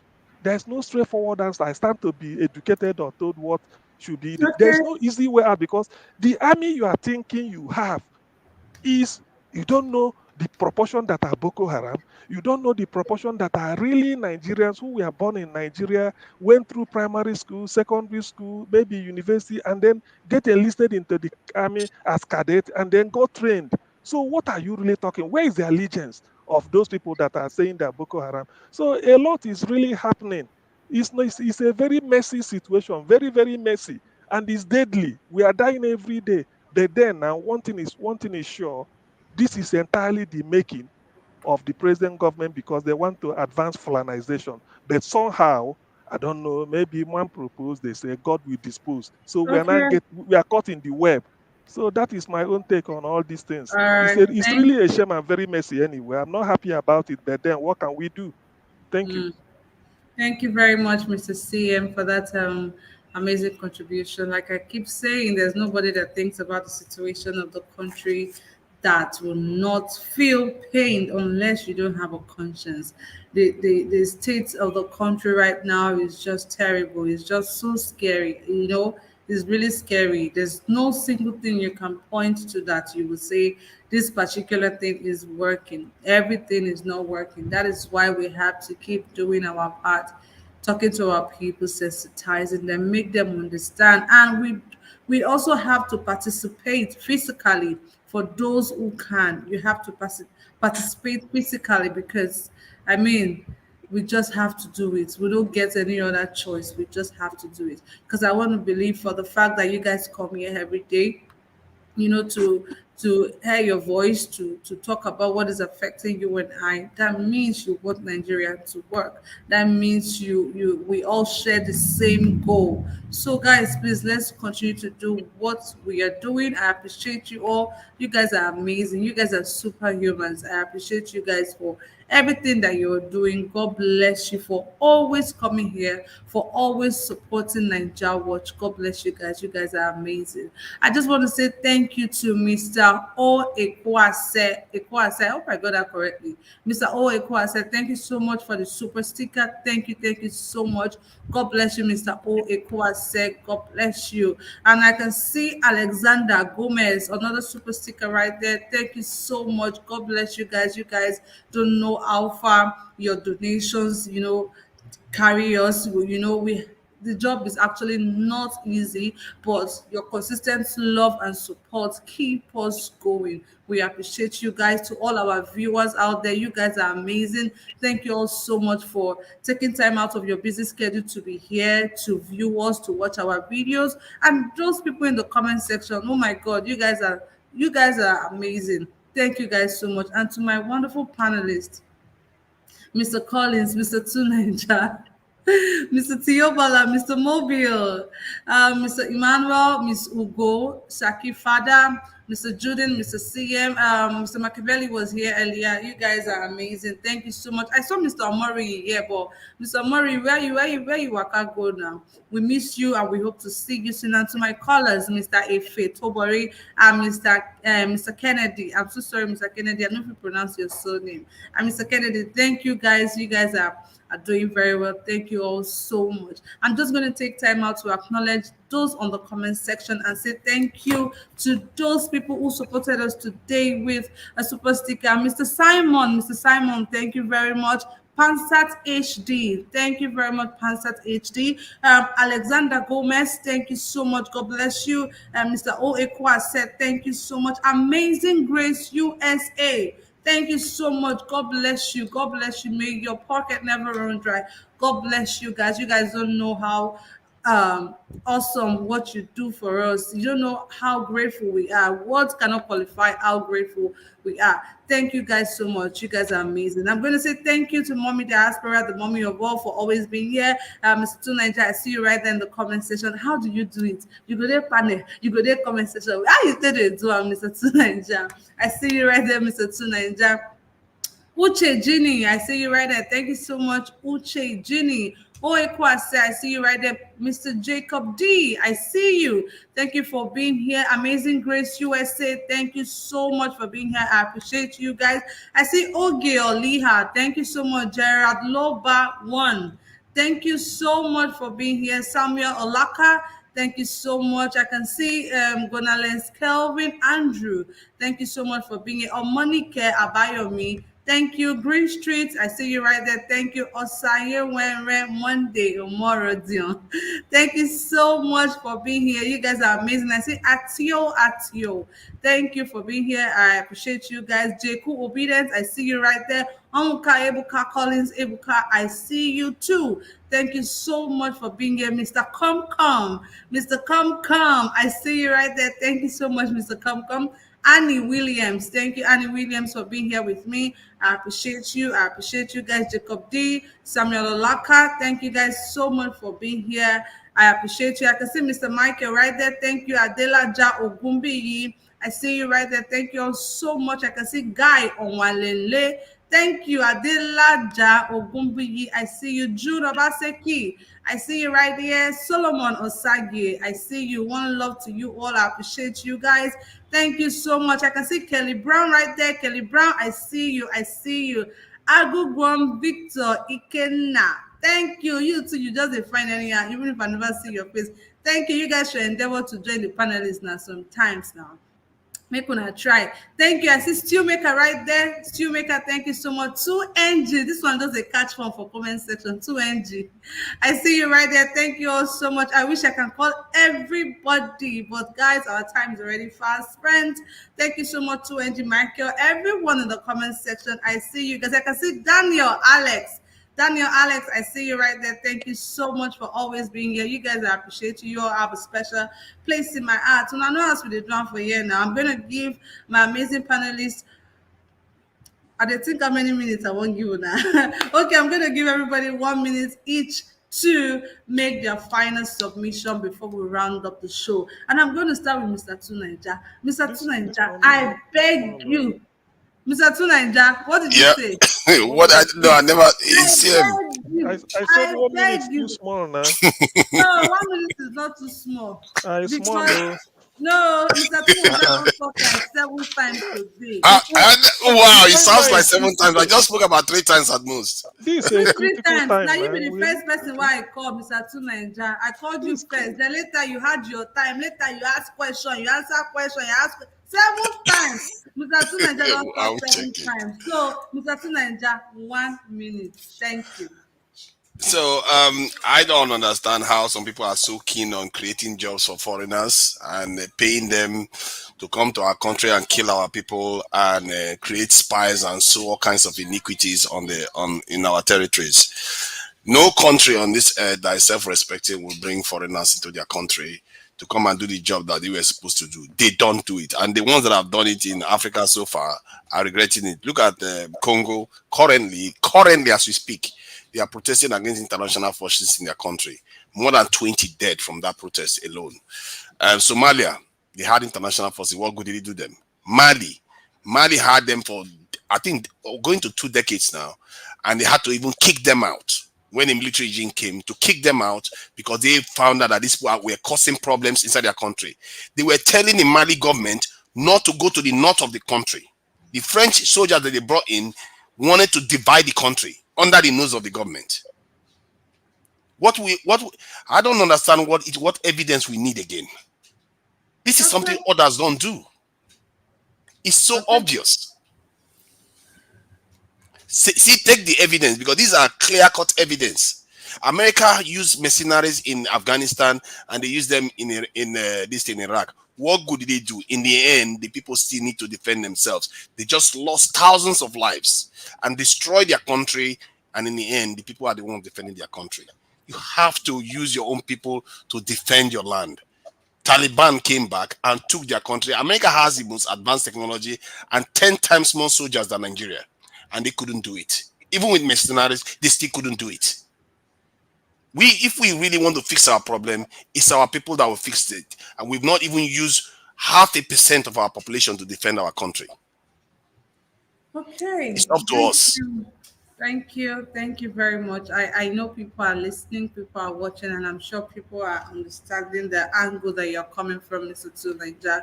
Thank you very much, Mr. Tunaija, for that contribution right there. I'm going to go to Mr. Collins. Mr. Collins, please, 1 minute. Mr. Collins, are you ready for me, please? Okay, I guess Mr. Collins is busy. I'm going to go straight to Mr. Theobala. Mr. Theobala, please, 1 minute. Thank you so much. I just want to let every one of us know that the North have been conquered. I also want to let the world know that ISWAP is not local. ISIS is not local.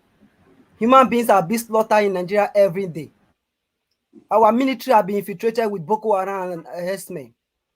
We cannot afford to lose our younger brother or sister mother anymore. I have a brother in my own community that joined Navy recently. They posted this person to go and die in Bornu. Meanwhile, their own people. If you hear the communication, brother, you will cry for the country. You recently know of a girl that when they say the motor, their helicopter, whatever car was reversing at the airport, they killed that girl for no reason. See, the problem of Nigeria is not foreigner.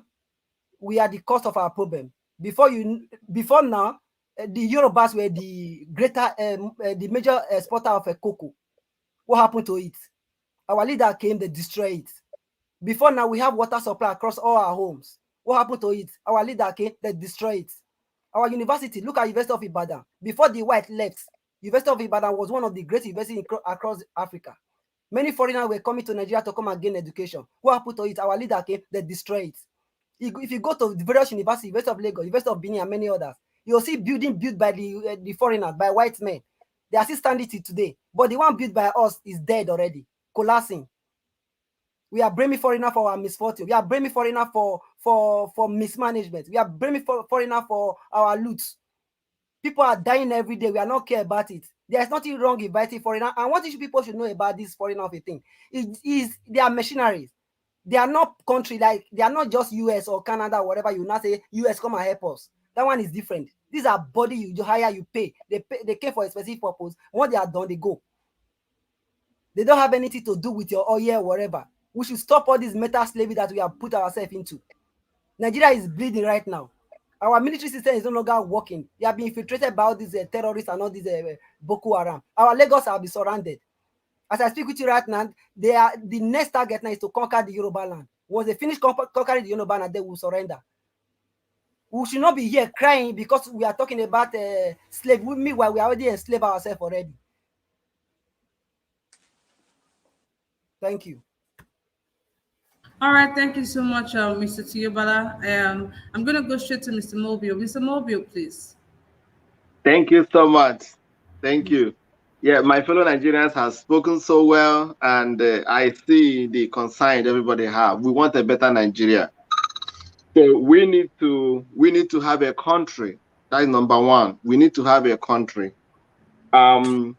We have a government that is not ready to give us the country we want. That is the problem. Nobody have held accountable. Look at what is going on. Look at exchange of dollar to naira today, and the Mefele is still there. Nobody wants to hold accountable. During Charles Olu, the dollar was 139 to 180. During Sanusi, dollar was 166 to 167. During Emefiele, dollar was from 167, now it's 720 naira. And nobody's being held accountable. Look at our military. Kuje prison has been broken, 21 prison break. Nobody has been sacked. Nobody has held accountable. So they just want to make us feel pain. If IPOP should be a terrorist, by now they would have cleaned and whitewashed IPOPs. And we have a terrorist where they will attack, they will leave evidence. Military will tell us they have killed terrorists with audio evidence. So our military has been compromised. That's why we need help. That's why we seek help. And we can, because there is no way the government can fight terrorists because they are the initiators of this Boko Haram. So they can't fight it no more. So we have to change this in 2023. Let us vote APC, PDP out of the Nigerian political space. Thank you. Okay, thank you so much, Mr. Mobile, for that amazing summary right there. I'm going to say thank you to Bonaventure. Bonaventure, Mr. Bonaventure, thank you so much for the super sticker. God bless you. God bless you. You guys, I'm so grateful. Honestly, I'm so grateful. This little support goes a long way. You know, it goes a long way to help us keep doing what we are doing. Thank you, Mr. Bonaventure. God bless you. God bless your pocket. May your pocket never run dry. Mr. Go, I don't catch you for comment section. No, I catch you. Well done. Anyways, I'm going to go straight to Mr. Emmanuel. Mr. Emmanuel, are you ready for me, please? Yes, of course. Thank you very much. Thank you. My contribution is this. Number one, I still believe that if we are thinking that we can do it, we cannot do it because the people that are there, they are the one that will still mastermind everything. But there are bodies. We cannot invite the European Union, we cannot invite America, we cannot invite China because they are going to enslave us. In Africa, like the one Goodluck Jonathan invited is from South Africa. Nigeria has restored peace in Sierra Leone, in two other nations in Africa. So why can't we ask for a help? It's just big mandate that is creating our problem. We cannot solve it because when you are solving it in one hand, the other one in the other side, another people are sabotaging it. I still maintain we need foreign body who will help us. People who will not take the bribe. That is number one. Number two, my suggestion, if the South can come up with an idea that if the problem is not fixed, let us begin to make a debate whether Nigeria will split. You will see there will be a remedy. Because the people that had us bound, they know our problem. When the certain governors come together, you know what happened now? They say, this is what we want. The problem is that most of our leaders, all of our leaders, or if not all of them, majority of our leaders, they are so greedy. Let them come together with something to save their state. If there is no restructure, let them come together. Move the emotion. Nigeria is bleeding. Then let everybody go on their region. Simple. If there is no restructure, if it is the North, say we are having this problem, they want to go, they would have gone for years, they would have gone. You see one person, they will rise up, they will say, we don't want the meeting. People will be calling them. Why are you still making meeting to find problem that already we know the problem, we know the solution, but the people behind it are the masterminders. So that is my contribution. God bless you. Thank you very much, Mr. Emmanuel, and God bless you too. God bless you. I'm going to go straight to Miss Ugo. Miss Ugo, 1 minute, please. Hello, Mrs. Kachi again. Okay. I've listened to everybody. I've learned a lot. So let me finish this thing. Please, please, please. We need to come together and take responsibility. These people are chopping our money, selling our future, our great grandchildren's future, and we're here. Most of us are not comfortable where we are, but we're just doing it because of the situations. Please let us come together and sort this thing out by ourselves. We are plenty. We have numbers. We have the numbers. We are like the giant, as they say. Please, we can sort this thing out ourselves. And if we need to hold these people accountable for all these things. Our silence is what is killing us. If at all we need anybody, let us look to our left and our right, our neighbors, to help us. Africans. Thank you. Thank you so much, Miss Ugo, for that contribution right there. Guys, do not forget to like and share if you're yet to do so. We're rounding up the broadcast pretty soon. Please like and share. Like this broadcast, please. Like it so more people can hear our voice. More people can understand, because I believe today's section has been very educating, right? I actually did learn a lot today from you guys. Today has been very, very educating. You guys are amazing. Please like this broadcast so more people can come here and see and hear what we do here. Thank you very much. And guys, do not forget to use the $ right there to support what we do there. In case you're having difficulties doing that, the account details is just displayed on the screen. Help us with whatever you can. God bless you. Thank you so much as you do so. I'm going to go straight to the next person I have here, which is Saki Father. Saki Father, please. 1 minute.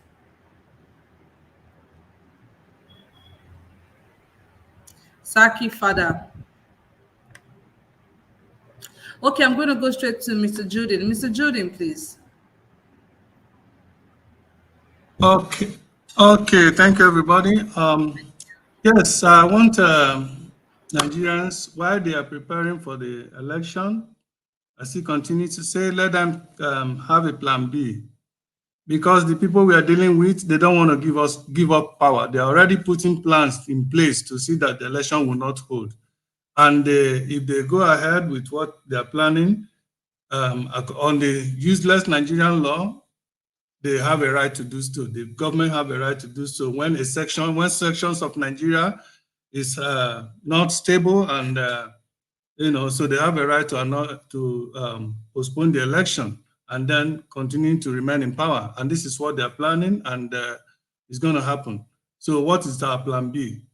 I just want us to keep that in mind and continue to work for that. Well, for those who still believe in one Nigeria, but I don't believe, continue to ask yourself this question: how on earth can you bring this country together to be one when a section of Nigeria does not in every way have shown that they don't believe in one Nigeria through their actions and through their words? How are you going to do it? Are you going to kill the Fulanis in Nigeria? Are you going to kill all of them? Because these people don't believe in one Nigeria. The only thing they do is to keep you one, to continue to exploit you, to continue to exploit the resources and the only thing they believe is in power, and then Fulanizing Nigeria and handing Nigeria over to Fulanis and conquering you like they've conquered the Hausas. Is that what you want? It's up to you. All right, thank you very much, Mr. Judin, for that contribution right there. I'm going to go straight to Mr. CM. Mr. CM, are you ready for me, please? Okay, yeah. You see, Nigeria is really at a crossroad now. There is no easy option. It's like I've forgotten who wrote the book. Is it Frederick Forsyth? I've forgotten what he called the title. There's no easy decision. You take this way, men will die. You leave it, men will die, or something like that. I've forgotten the book anyway. You see, our case is made worse by the fact that the terror we want to fight against are part of the army we are going to use. That is the thing. Even if you invite mercenaries to come and fight, they will still need to sort of Nigerian army will be with them just to join our army. But the people we have as army, they are the people sacking people up and down. The other day I heard that a presidential guard was attacked NDA, all these things. And then the case is not helped by the Kuje prison break. That is not a prison break. They decided to open doors for them to get out and then mix again. So I don't really know. I don't know. I don't see the option. I don't know because the case is made worse now because of terrorists being part and parcel of the Nigerian army. So where are you gonna start? Who are you fighting? Won't you have logistics? Won't you have a meeting before you strike? Those people with you around the table discussing or even in the battlefield, do you know where their loyalty lie? You don't know. They will go out and leak the plan and then they come and ambush you and slaughter you. That's why this war is not ending. We keep losing. That is the issue. Right now, like somebody said here, Lagos has been circled or whatever. All these are just what I mean. I don't. It is true that we need to help ourselves, or we pray, we do this, but you see, bring the thing. They just wear your cap of realism. They say, well, where are you gonna start? Who are you fighting against? Well, who are the Boko Haram? The person you held a meeting in the same barracks with you, or who? So you really cannot tell. That's why I don't know, to be honest with you. But whatever, be that as it may, whatever that could be done to salvage the situation, despite the fact that I'm having a sense of foreboding, well, I won't go against it. But for me, I do not see Okay.